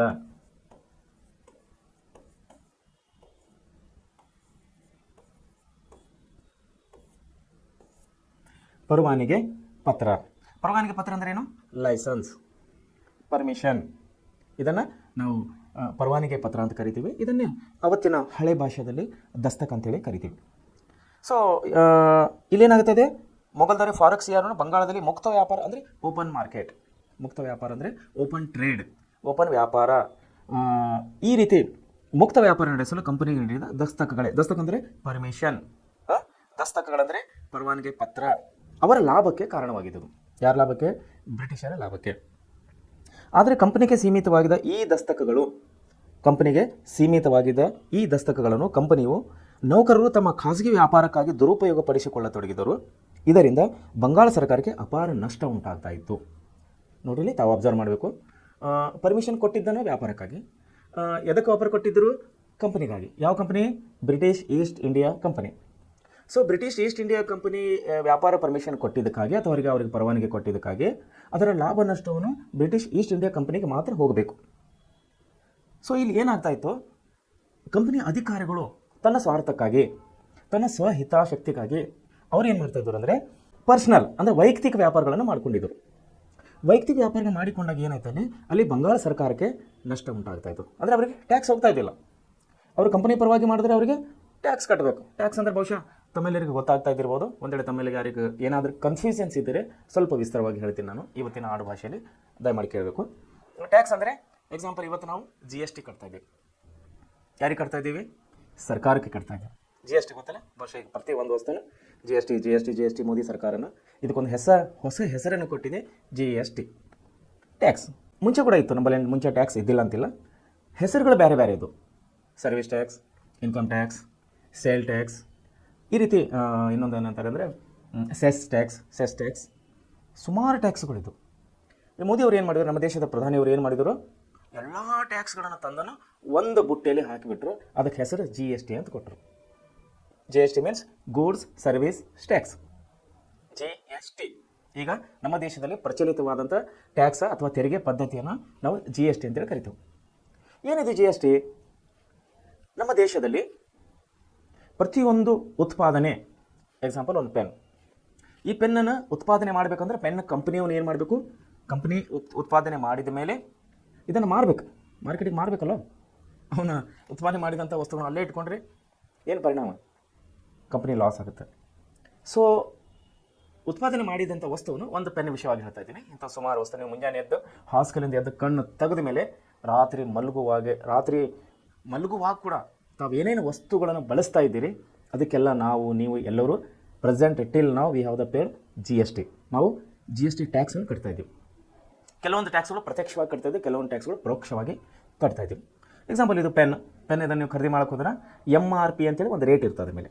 ಎಕ್ಸಾಂಪಲ್ 200 rupees MRP ಅಂದರೆ ಮ್ಯಾಕ್ಸಿಮಮ್ ರಿಟೇಲ್ ಪ್ರೈಸ್ ಅಂತಾರೆ. ಅದಕ್ಕೆ MRP ಮ್ಯಾಕ್ಸಿಮಮ್ ರಿಟೇಲ್ ಪ್ರೈಸ್ ಅಂದ್ರೆ ಮ್ಯಾಕ್ಸಿಮಮ್ ಆ ರೇಟಿಗಾಗಿ ಈ ವಸ್ತುವನ್ನು ಮಾರಬಹುದು ಅಂತೇಳಿ ಸರ್ಕಾರದಿಂದ ಅವರಿಗೊಂದು ಪರವಾನಗಿ ಕೊಟ್ಟಿರ್ತದೆ ಸರ್ಕಾರದಿಂದ. ದಟ್ ಕಾಲ್ಡ್ ದಸ್ತಕ್ ಅಂತೀವಿ ನಾವು ಇವತ್ತಿನ ಕಾಲಕ್ಕೆ, ಹಳೆ ಕಾಲಕ್ಕೆ ದಸ್ತಕ್ ಅಂತೀವಿ. ಸೊ ಈ ಟ್ಯಾಕ್ಸನ್ನು ಏನಾಗಿತ್ತು ಸರ್ ಈ ಟ್ಯಾಕ್ಸ್ ಎಲ್ಲಿಗೆ ಹೋಗಬೇಕು? ಎಕ್ಸಾಂಪಲ್ ಪೆನ್ನಿಗೆ ಬಹುಶಃ ಇವತ್ತಿನ ಡೇಟ್ನ ನಾನು ಐ ಥಿಂಕ್ 21% ಅನ್ಕೋತೀನಿ. 21% ಟ್ಯಾಕ್ಸ್ ಇದೆ ಇದಕ್ಕೆ. ಈ ಟ್ಯಾಕ್ಸ್ ಅಂದರೆ 21% ಅಂದರೆ 100ಕ್ಕೆ ಅಂದಂಗೆ. ಇದು ಬಹುಶಃ ತಾವೆಲ್ಲರೂ ಮ್ಯಾಥ್ಸ್ನಲ್ಲಿ ಪರ್ಸೆಂಟೇಜ್ ಶೇಕಡ ಬರುತ್ತೆ, ಅವುಗಳನ್ನು ಕ್ಯಾಲ್ಕುಲೇಷನ್ ಏನು ಮ್ಯಾಥ್ಸ್ ಮಾಡ್ತೀರಿ, ಲೆಕ್ಕಗಳನ್ನು ಮಾಡ್ತೀರಿ, ಅದರಲ್ಲಿ ನಿಮ್ಮ ಗಣಿತ ಸರ್ ನಿಮಗೆಲ್ಲ ಕೂಲಂಶಿಕ ಭಾಷೆ ತಿಳಿಸಿರ್ತಾರೆ. ನಾನು ಸಿಂಪಲ್ ಆಗಿ ಹೇಳ್ತೀನಿ, ಪರ್ಸೆಂಟೇಜ್ ಅಂದರೆ ಟ್ಯಾಕ್ಸ್ 100 ರೂಪಾಯಿಗೆ ಇಷ್ಟು ಅಂತ ಅರ್ಥ. ಈಗ ಟ್ಯಾಕ್ಸ್ ಬೇನ್ ಮೇಲೆ ಎಷ್ಟಿದೆ ಅಂದ್ಕೊಳ್ಳಿ, example 21%. I know think really exactly rate, but I think I hope ನನಗೊಂದು ಮಾಹಿತಿ ಇದೆ 21% ಇರ್ಬೋದು ಅಂತೇಳಿ. ಅಂದರೆ 100 ರೂಪಾಯಿಗೆ 21 ರೂಪಾಯಿ ಟ್ಯಾಕ್ಸನ್ನು ನಾವು ಸರ್ಕಾರಕ್ಕೆ ಕಟ್ತಾ ಇದ್ದೀವಿ. ಯಾರು ಕಟ್ತಾ ಇದ್ದಾರೆ? ಕಂಪ್ನಿ ಕಟ್ತಾ ಇದೆ. ಉತ್ಪಾದನೆ ಮಾಡಿದಂಥ ಕಂಪನಿಯನ್ನು ಸರ್ಕಾರಕ್ಕೆ ಟ್ಯಾಕ್ಸ್ ಕಟ್ಟಿ ಅವ್ರ ಗೇಟ್ಲಿಂದ ಹೊರಗಡೆ ತೆಗಿತಾ ಇದ್ದಾರೆ. ಇದು ಈ ಪೆನ್ ತೆಗೆದ ಮೇಲೆ ಈಗ ಯಾರು ಪರ್ಚೇಸ್ ಮಾಡ್ತಾರೆ, ಎಲ್ಲಿ ಗೇಟ್ಲಿಂದ ಹೊರಗಡೆ ಬಂದ ಮೇಲೆ ಯಾರು ಪರ್ಚೇಸ್ ಮಾಡ್ತಾರೆ, ಅವನು GST ಕಟ್ಟೇ ಪರ್ಚೇಸ್ ಮಾಡ್ತಾನೆ. GST ಕಟ್ಟಿದ ಮೇಲೆ ಆ ವಸ್ತುವನ್ನು ಖರೀದಿ ಮಾಡ್ಕೊತಾನೆ, ಕೊಂಡ್ಕೊಳ್ತಾನೆ. ಅವನು ಮುಂದೆ ಎಲ್ಲ ಹೋಗಿ ಮಾರ್ತಾನೆ, ಅವನು ವಿತ್ GSTನೇ ಮಾರ್ತಾನೆ. ಸೊ ಕೊನೆಯದಾಗಿ ಅದು ಎಲ್ಲಿ ಬರ್ತದೆ? ಯೂಸರ್ಸ್, ಉಪಯೋಗದಾತರು. ಕೊನೆ ಎಕ್ಸಾಂಪಲ್ ಸ್ಟೂಡೆಂಟ್ಸ್, ನೀವು ಟೀಚರ್ಸ್, ನಾವು ಪೆನ್ನನ್ನು ಬಳಸ್ತೀವಲ್ಲ ಮಾರ್ಕೆಟ್ನಲ್ಲಿ, ಬಿಸ್ನೆಸ್ ಮ್ಯಾನ್ಸ್ ರೈಟಿಂಗ್ ಎಲ್ಲೆಲ್ಲಿ ಬರೀತಾರೆ ಅವರೆಲ್ಲ ಪೆನ್ನನ್ನು ಉಪಯೋಗ ಮಾಡ್ತಾರೆ. ಕೊನೆಯ ಹಂತಕ್ಕೆ ಏನು ಗ್ರಾಹಕರೇನು ಉಪಯೋಗ ಮಾಡ್ತಾ ಇದ್ದಾರೆ, ಅವನು ನಿಜವಂತ ಟ್ಯಾಕ್ಸ್ದಾರ, ಕರದಾತ. ಆ ಟ್ಯಾಕ್ಸ್ ಕಟ್ಟಿದಂಥ ಒಬ್ಬರ ಮೂಲಕವಾಗಿ ಅದು ಸರ್ಕಾರಕ್ಕೆ ಹೋಗ್ತಾ ಇದೆ, ಅದು ಕಂಪ್ನಿಯಿಂದ ಹೋಗ್ತಾ ಇದೆ. ಬಟ್ ಕಂಪ್ನಿ ಪೇಡ್ ಮಾಡಿದ್ದಾರೆ, ಫಸ್ಟ್ GST ಪೇಡ್ ಮಾಡಿರೋರು ಕಂಪ್ನಿದವರು. ಅಲ್ಲಿಂದ ಯಾರ್ಯಾರು ಪರ್ಚೇಸ್ ಮಾಡ್ತಾ ಇದ್ದಾರೆ, ಒಬ್ಬರ ಮೇಲೆ ಹಾಗೆ ಟ್ಯಾಕ್ಸ್ ಬೀಳ್ತಾ ಇದೆ. ಕೊನೆಯ ಹಂತ ಅಂದರೆ ಕೊನೆ ಯೂಸರ್ಸ್, ಲಾಸ್ಟ್ ಯೂಸರ್ಸ್ ಏನಿದ್ದಾನೆ ಅವನು ಟ್ಯಾಕ್ಸ್ ಪೇಡ್ ಮಾಡ್ತಾ ಇದ್ದಾನೆ. ಸೊ ಅದೇ ರೀತಿ ಇದರಿಂದ ಟ್ಯಾಕ್ಸನ್ನು ಸರ್ಕಾರಕ್ಕೆ ಹೋಗುತ್ತೆ. ಆ ಸರ್ಕಾರನ ಎಲ್ಲ ಟ್ಯಾಕ್ಸನ್ನು ಕಲೆಕ್ಟ್ ಮಾಡ್ಕೊಂಡು ಡೆವಲಪ್ಮೆಂಟ್ ವರ್ಕ್ಸನ್ನು ಮಾಡ್ತಾರೆ. ಎಕ್ಸಾಂಪಲ್ ರೋಡು, ಗಟರ್, ನಾಲಿ, ಬಸ್ಸು, ಟ್ರೈನ್, ಏರೋಪ್ಲೇನ್, ಎನಿವನ್ 108 ಡೆವಲಪ್ಮೆಂಟ್ಗಳು ವರ್ಕ್ಸ್ ಇದೆ. ಎಲ್ಲ ಪಬ್ಲಿಕ್ ವರ್ಕ್ಸ್ ಅವರನ್ನು ಡೆವಲಪ್ಮೆಂಟ್ ಮಾಡ್ತಾ ಇರ್ತಾರೆ. ಅಲ್ಲಿ ಕೂಡ ಅಂದರೆ ಹಿಂದಿನ ಕಾಲದಲ್ಲಿ ಕೂಡ ಆವಾಗ ಕೂಡ ಬಂಗಾಳ ನವಾಬರು ಏನು ಮಾಡ್ತಾಯಿದ್ರು, ಟ್ಯಾಕ್ಸನ್ನು ಕಲೆಕ್ಟ್ ಮಾಡ್ತಾಯಿದ್ರು. ಬ್ರಿಟಿಷರ ಹತ್ರ ಈಸ್ಟ್ ಇಂಡಿಯಾ ಕಂಪನಿಗೆ ಅವರು ದಸ್ತ ಕೊಟ್ಟಿದ್ದರು, ಮೀನ್ಸ್ ಪರ್ಮಿಷನ್ ಕೊಟ್ಟಿದ್ದರು. ಬಟ್ ಇಲ್ಲೇನಾಗ್ತಿತ್ತು, ದುರುಪಯೋಗವಾಗ್ತಾಯಿತ್ತು. ಬ್ರಿಟಿಷ್ ಅಧಿಕಾರಿಗಳು ಏನು ಮಾಡ್ತಿದ್ರು, ಕಂಪ್ನಿ ಪರವಾಗಿ ವ್ಯಾಪಾರ ಮಾಡದೆ ತನ್ನ ಸ್ವಹಿತಾಸಕ್ತಿಗಾಗಿ ಅಂದರೆ ಅವರ ವೈಯಕ್ತಿಕವಾಗಿ ವ್ಯಾಪಾರಗಳನ್ನು ಇಟ್ಟುಕೊಂಡಿದ್ದರು. ಸೊ ವೈಯಕ್ತಿಕ ವ್ಯಾಪಾರ ಮಾಡಿನಾಗ ಏನಾಗ್ತದೆ ಅಂದರೆ ಆ ಟ್ಯಾಕ್ಸ್ ಅನ್ನೋದು ಸರ್ಕಾರಕ್ಕೆ ಹೋಗೋದಿಲ್ಲ ಅಂದಮೇಲೆ ಅವರಿಗೆ ಲಾಸ್ ಆಗುತ್ತದೆ. ಯಾರಿಗೆ? ಬಂಗಾಳ ನವಾಬರಿಗೆ. ಮುಂದೇನಾಯ್ತು? ಸೊ ನಿಮಗೆ ಒಂದು ಸಣ್ಣ ವಿಷಯದಾಗ ಇದು ಟ್ಯಾಕ್ಸ್ ಅನ್ನೋ ವಿಷಯ ತಿಳಿಸ್ಕೊಟ್ಟಿನಿ. ತಾವೆಲ್ಲರೂ ಬಹುಶಃ ಇದು ನಿಮಗೆ ಜೀವನಕ್ಕೆ ಮುಂದೆ ಉಪಯೋಗ ಅಂತ ಹೇಳಿ ನಾನು ಅನ್ಕೋತೀನಿ. ಪ್ರೆಸೆಂಟ್ ಕ್ಲಾಸಸ್ನಲ್ಲಿ ತಾವೇನು ಕೇಳ್ತಾ ಇದ್ದೀರಿ ಎಲ್ಲ ವಿಷಯಗಳನ್ನು ಕೇರ್ಫುಲ್ಲಾಗಿ ನೆನಪಿಟ್ಟುಕೊಡುವಂಥ ವಿಷಯಗಳು, ಅದರಲ್ಲಿ ಹಿಸ್ಟ್ರಿ ಕ್ಲಾಸಸ್. ಓಕೆ, ನೆಕ್ಸ್ಟ್ ಮುಂದೆ ತನ್ನ ನೌಕರ ಹಿತಾಸಕ್ತಿಗೆ ದುರುಪಯೋಗಪಡಿಸಿಕೊಂಡು ಇದರಿಂದ ಬಂಗಾಳ ಸರ್ಕಾರಕ್ಕೆ ಅಪಾರ ನಷ್ಟ ಉಂಟಾಗಿತ್ತು. ಅದರಿಂದ ಏನಾಯಿತು, ಮುರ್ಷಿದ್ ಖಾನನಿಂದ ಅಲಿವರ್ದಿ ಖಾನನವರೆಗೆ, ಅಂದರೆ ಇವ್ರು ಯಾರು? ಮುರ್ಷಿದ್ ಅಲಿವರ್ದಿ ಖಾನ್ ಇವರು ಯಾರು? ಬಂಗಾಳಿನ ನವಾಬರು. ಮುರ್ಷಿದ್ ಖಾನನಿಂದ ಅಲಿವರ್ದನ್ ಖಾನ್ವರೆಗೆ ಎಲ್ಲ ನವಾಬರು ದಸ್ತಕನ ದುರುಪಯೋಗವನ್ನು ವಿರೋಧಿಸುತ್ತಿದ್ದಾರೆ. ಅವರು ಈಸ್ಟ್ ಇಂಡಿಯಾ ಕಂಪನಿಗೆ ವಿರೋಧ ಮಾಡ್ತಾ ಇದ್ದರು. ಅವರು ಮುಂದೆ ಇದೇ ವಿಚಾರವು ನವಾಬ ಮತ್ತು ಕಂಪನಿಯ ನಡುವೆ ಸಂಘರ್ಷಕ್ಕೆ ಎಡೆಮಾಡಿಕೊಟ್ಟಿತು. ಇದರ ಪರಿಣಾಮವಾಗಿ ಭಾರತೀಯ ಇತಿಹಾಸಕ್ಕೆ ಒಂದು ಹೊಸ ತಿರುವನ್ನು ಕೊಟ್ಟ ಅತ್ಯಂತ ಮಹತ್ವಪೂರ್ಣವಾದಂಥ 2 ಯುದ್ಧಗಳನ್ನು ನಡೆದವು. ಅವುಗಳೇ ಪ್ಲಾಸಿ ಕದನ ಮತ್ತು ಬಕ್ಸಾರ್ ಕದನ. ನಾನು ಪ್ಲಾಸಿ ಕದನ ವಿಷಯದಲ್ಲಿ ನಿಮ್ಗೆ ಆಲ್ರೆಡಿ ನಾನು ವಿಡಿಯೋವನ್ನು ತೋರಿಸಿದ್ದೇನೆ. ಇದಕ್ಕೆ ಕಾರಣ ಏನು? ಟ್ಯಾಕ್ಸ್, ದುರುಪಯೋಗವಾದಂಥ ದಸ್ತಕ್, ಪರವಾನಗಿ, ಇಲ್ಲಿ ಏನಾಗ್ತಿತ್ತು, ಕಂಪನಿ ಪರವಾಗಿ ನಡೆಯದ ಹೊರತು ಬೇರೆ ಒಂದು ಅನ್ಯ ಮಾರ್ಗದ ಮೂಲಕವಾಗಿ, ವೈಯಕ್ತಿಕ ಮಾರ್ಗದ ಮೂಲಕವಾಗಿ ವ್ಯಾಪಾರ ಮಾಡುತ್ತಿದ್ದರಿಂದ ಬಂಗಾಳ ಸರ್ಕಾರಕ್ಕೆ ಅಥವಾ ಬಂಗಾಳ ನವಾಬರಿಗೆ ಇಲ್ಲಿ ಲಾಸ್ ಆಗ್ತಾ ಇತ್ತು. ಇದನ್ನು ಅರಿತ ಎಲ್ಲ ನವಾಬರು, ಎಲ್ಲ ಅಂದರೆ ಎಲ್ಲಿಂದ ಎಲ್ಲಿವರೆಗೆ ಮುರ್ಷಿದ್ ವಲಿಯರು ಕೂಡ ಅಲಿವರ್ಧನ್ ಖಾನ್ ಅವರಿಗೆ ಇರುವಂಥ ಎಲ್ಲ ನವಾಬರು ವಿರೋಧನ ವ್ಯಕ್ತಪಡಿಸಿದರು. ವಿರೋಧ ವ್ಯಕ್ತಪಡಿಸಿದಾಗ ಏನಾಯಿತು, ಇವರಿಗೆ ಸಿಟ್ಟು ಅಂತ. ಯಾರಿಗೆ? ಬ್ರಿಟಿಷರಿಗೆ. ಯಾಕಂದರೆ ಇವರು ತನ್ನ ಲಾಭಕ್ಕಾಗಿ ವ್ಯಾಪಾರ ಮಾಡ್ತಾಯಿದ್ದರು, ಬಟ್ ಲಾಸ್ ಆಗ್ತಾ ಇದ್ದಿದ್ದು ಬಂಗಾಳ ನವಾಬರಿಗೆ. ಸೊ ಇದನ್ನು ಅರಿತಾ ಅಲ್ಲೇನಾಯ್ತು, ಇವರಿಬ್ಬರ ಮಧ್ಯದಲ್ಲಿ ಸಂಘರ್ಷದಲ್ಲಿ ಏನಾಯಿತು, 2 ಯುದ್ಧಗಳು ನಡೀತವೆ. ಒಂದು ಪ್ಲಾಸಿ ಕದನ, ಒಂದು ಬಕ್ಸಾರ್ ಕದನ. ಈ 2 ಕದನಗಳು ಬ್ರಿಟಿಷರಿಗೆ ಭಾರತ ದೇಶದಲ್ಲಿ ಭದ್ರ ಬುನಾದಿಯನ್ನು ಹಾಕಿಕೊಡುತ್ತವೆ. ಸೊ ಏನು ಈ ಪ್ಲಾಸಿ ಕದನ, ಈ ಬಕ್ಸಾರ್ ಕದನ, ಇದ್ರ ಬಗ್ಗೆ ನಾವು ವಿಶೇಷವಾಗಿ ನೋಡೋಣ. ಮೊದಲನೇದಾಗಿ ತಮ್ಮ ಕೆಲವೊಂದು ವಿಷಯಗಳು ತಿಳಿದಿರಲಿ. ಆಲ್ರೆಡಿ ನಾನು ನಿಮಗೆ ಬರ್ಸಿ ನನ್ನ ಬೋರ್ಡ್ ಮೇಲೆ. ದಸ್ತಕ್ ಅಂದರೆ ಯಾವುದೇ ತೆರಿಗೆ ಇಲ್ಲದೆ ಸರಕುಗಳು ಆಮದು ಮತ್ತು ರಫ್ತು ಮಾಡಲು, ಸರಕು ಸಾಗಣೆ ಮಾಡಲು ಬೇಕಾದಂಥ ಪರವಾನಗಿ ಪತ್ರ. ಈ ಬಗ್ಗೆ ನಾನು ಪರವಾನಗಿ ಪತ್ರ ಅಂದರೆ ಪರ್ಮಿಷನ್ ಅಂದಾಗೆ. ಸೊ ಪ್ಲಾಸಿ ಕದನ 1757ರಲ್ಲಿ ತಾವು ನೆನಪಿಟ್ಕೋಬೇಕು. 1757ರಲ್ಲಿ ಪ್ಲಾಸಿ ಕದನವನ್ನು ನಡೀತು. ಎಲ್ಲಿ ನಡೀತು? ಬಂಗಾಳ ನವಾಬನಾದ ಅಲಿವರ್ದಿ ಖಾನನು 1756ರಲ್ಲಿ ನಿಧನರಾದನು. ನೋಡಿ, ಪ್ಲಾಸಿ ಕದನ ವಿಷಯವಾಗಿ ತಾವು ವಿಶೇಷವಾಗಿ ಆಸಕ್ತಿಯನ್ನು ಕೊಟ್ಟು ನೋಡಬೇಕು. ಒಳ್ಳೆ ರೀತಿಯಲ್ಲಿ ನೆನಪಿನ ಇಟ್ಕೊಳ್ಬೇಕು. ಬಂಗಾಳದ ನವಾಬನಾದ ಅಲಿವರ್ದಿ ಖಾನನು 1756ರಲ್ಲಿ ನಿಧನನಾದನು. ನಂತರ ಅವನ ಮೊಮ್ಮಗನಾದ ಸಿರಾಜ್ ಉದ್ ದೌಲ್ ಅಧಿಕಾರಕ್ಕೆ ಬಂದನು. ಯುವ ನವಾಬನಾದ ಸಿರಾಜ್ ಉದ್ ದೌಲನಿಗೂ ಮತ್ತು ಬ್ರಿಟಿಷರಿಗೂ 1757ರಲ್ಲಿ ಇತಿಹಾಸ ಪ್ರಸಿದ್ಧ ಪ್ಲಾಸಿ ಕದನವನ್ನು ನಡೆಯಿತು. ಈ ಪ್ಲಾಸಿ ಅಂದರೆ ಏನು? ಒಂದು ಪ್ಲೇಸ್, ಒಂದು ಜಗದ ಹೆಸರು, ಒಂದು ಪ್ರದೇಶದ ಹೆಸರು. ಆ ಪ್ರದೇಶದಲ್ಲಿ ನಡೆದಂಥ ಯುದ್ಧಕ್ಕೆ ನಾವು ಪ್ರದೇಶದ ಹೆಸರಿನ ಮೂಲಕವಾಗಿ ಯುದ್ಧ ಅಂತೇಳಿ ಕರಿತೀವಿ. ದಟ್ ಕಾಲ್ಡ್ ಪ್ಲಾಸಿ ಕದನ 1757ರಲ್ಲಿ. ಯಾರ್ಯಾರ ಮಧ್ಯೆ ನಡೀತು? ಸಿರಾಜ್ ಉದ್ ದೌಲ್ ಯಾರಿದ್ದಾರೆ ಇಲ್ಲಿ? ಬಂಗಾಳದ ನವಾಬನಿದ್ದಾನೆ ಮತ್ತು ಬ್ರಿಟಿಷರಿಗೆ ಇಲ್ಲಿ ಪ್ಲಾಸಿ ಕದನ ನಡೀತಾ ಇದೆ 1757ರಲ್ಲಿ. ಕಾರಣಗಳೇನು? ಈ ಪ್ಲಾಸಿ ಕದನ ಪ್ರತಿಯೊಂದು ಯುದ್ಧ ನಡಬೇಕಂತ ಒಂದು ಕಾರಣ ಅನ್ನೋದು ಬೇಕಲ್ಲ. ಆಲ್ರೆಡಿ ನಿಮಗೆ ಮುಂಚೆ ಎಕ್ಸ್ಪ್ಲೇನ್ ಮಾಡಿ ನಾನು. ಅದೇ ಕಾರಣ ಯಾವುದು? ವ್ಯಾಪಾರ, ಲಾಭ, ನಷ್ಟ, ಪರವಾನಗಿ. ಒಬ್ಬರ ಆಜ್ಞೆಗಳನ್ನು ಒಬ್ಬರು ಧಿಕ್ಕರಿಸೋದು, ಒಬ್ಬರ ಆಜ್ಞೆಗಳನ್ನು ಒಬ್ಬರು ಪಾಲನೆ ಮಾಡೋದಿಲ್ಲ, ಒಬ್ಬರಿಗೆ ಕೋಪ, ಒಬ್ಬರಿಗೆ ನಷ್ಟ, ಒಬ್ಬರಿಗೆ ಲಾಭ. ಇದೇ ಕಾರಣ. ಇಲ್ಲಿ ಕೂಡ ಅದೇ, ಇಲ್ಲಿ ನಡೆದಿದ್ದು ಕೂಡ ಅದೇ. ಪ್ಲಾಸಿ ಕದನದಲ್ಲಿ ಏನಾಯ್ತದೆ? ಮೊದಲನೇ ಕಾರಣ ದಸ್ತಕಗಳ ದುರುಪಯೋಗ ಆಗ್ತಾಯಿತ್ತು. ಇಲ್ಲಿ ಹೇಗೆ ದುರುಪಯೋಗ ಆಗೋದು? ಕಂಪನಿಯ ವ್ಯಾಪಾರಕ್ಕಾಗಿ ನೀಡಿದ ದಸ್ತಕಗಳನ್ನು, ಅಂದರೆ ಕಂಪನಿ ಮಾಡ್ಕೊಳ್ಳಿಯಪ್ಪ, ಇವ್ರು ಫ್ರೀಯಾಗಿ ವ್ಯಾಪಾರ ಮಾಡ್ಕೊಳ್ಳಿ ಅಂತೇಳಿ ಕೊಟ್ಟಿದ್ರು. ಯಾರು? ನವಾಬರು. ಕಂಪನಿ ಬೇಕಲ್ಲ, ನಿಮ್ಮ ಕಂಪ್ನಿ ಥ್ರೂ ಬಿಸ್ನೆಸ್ ಮಾಡ್ಕೋತೀರಾ, ಕಂಪ್ನಿ ಥ್ರೂ ವ್ಯಾಪಾರ ಮಾಡ್ಕೋತೀರಾ, okay, you can done go ಅಂಥೇಳಿ ಅವರು ಪರ್ಮಿಷನ್ ಕೊಟ್ಟಿದ್ದರು. ಯಾರು? ನವಾಬರು. ಬ್ರಿಟಿಷರಿಗೆ ಕಂಪ್ನಿ ಪರವಾಗಿ ವ್ಯಾಪಾರ ಮಾಡಿ. ಯಾವ company? British East India company. ಅದರ ಮುಂದೆ ಆಗಿದ್ದೇನೋ ಅವರು ವೈಯಕ್ತಿಕ ವ್ಯಾಪಾರಗಳನ್ನು ಮಾಡೋಕ್ಕೆ ಪ್ರಾರಂಭಿಸಿದರು. ಅಲ್ಲಿ ಸರ್ಕಾರಕ್ಕೆ ಲಾಸ್ ಆಗ್ತಾಯಿತ್ತು, ಅವ್ರಿಗೆ ವೈಯಕ್ತಿಕವಾಗಿ ಲಾಭವನ್ನು ತಂದು ಕೊಡ್ತಾ ಇತ್ತು ಬ್ರಿಟಿಷರಿಗೆ. ಇದು ವಿಷಯವನ್ನು ಅವರಿಗೆ ಕೆರಳಿಸ್ತು ನವಾಬರಿಗೆ. ಅದೇ ಕೊಟ್ಟಿದ್ದಾರೆ ನೋಡಿ ಇಲ್ಲಿ.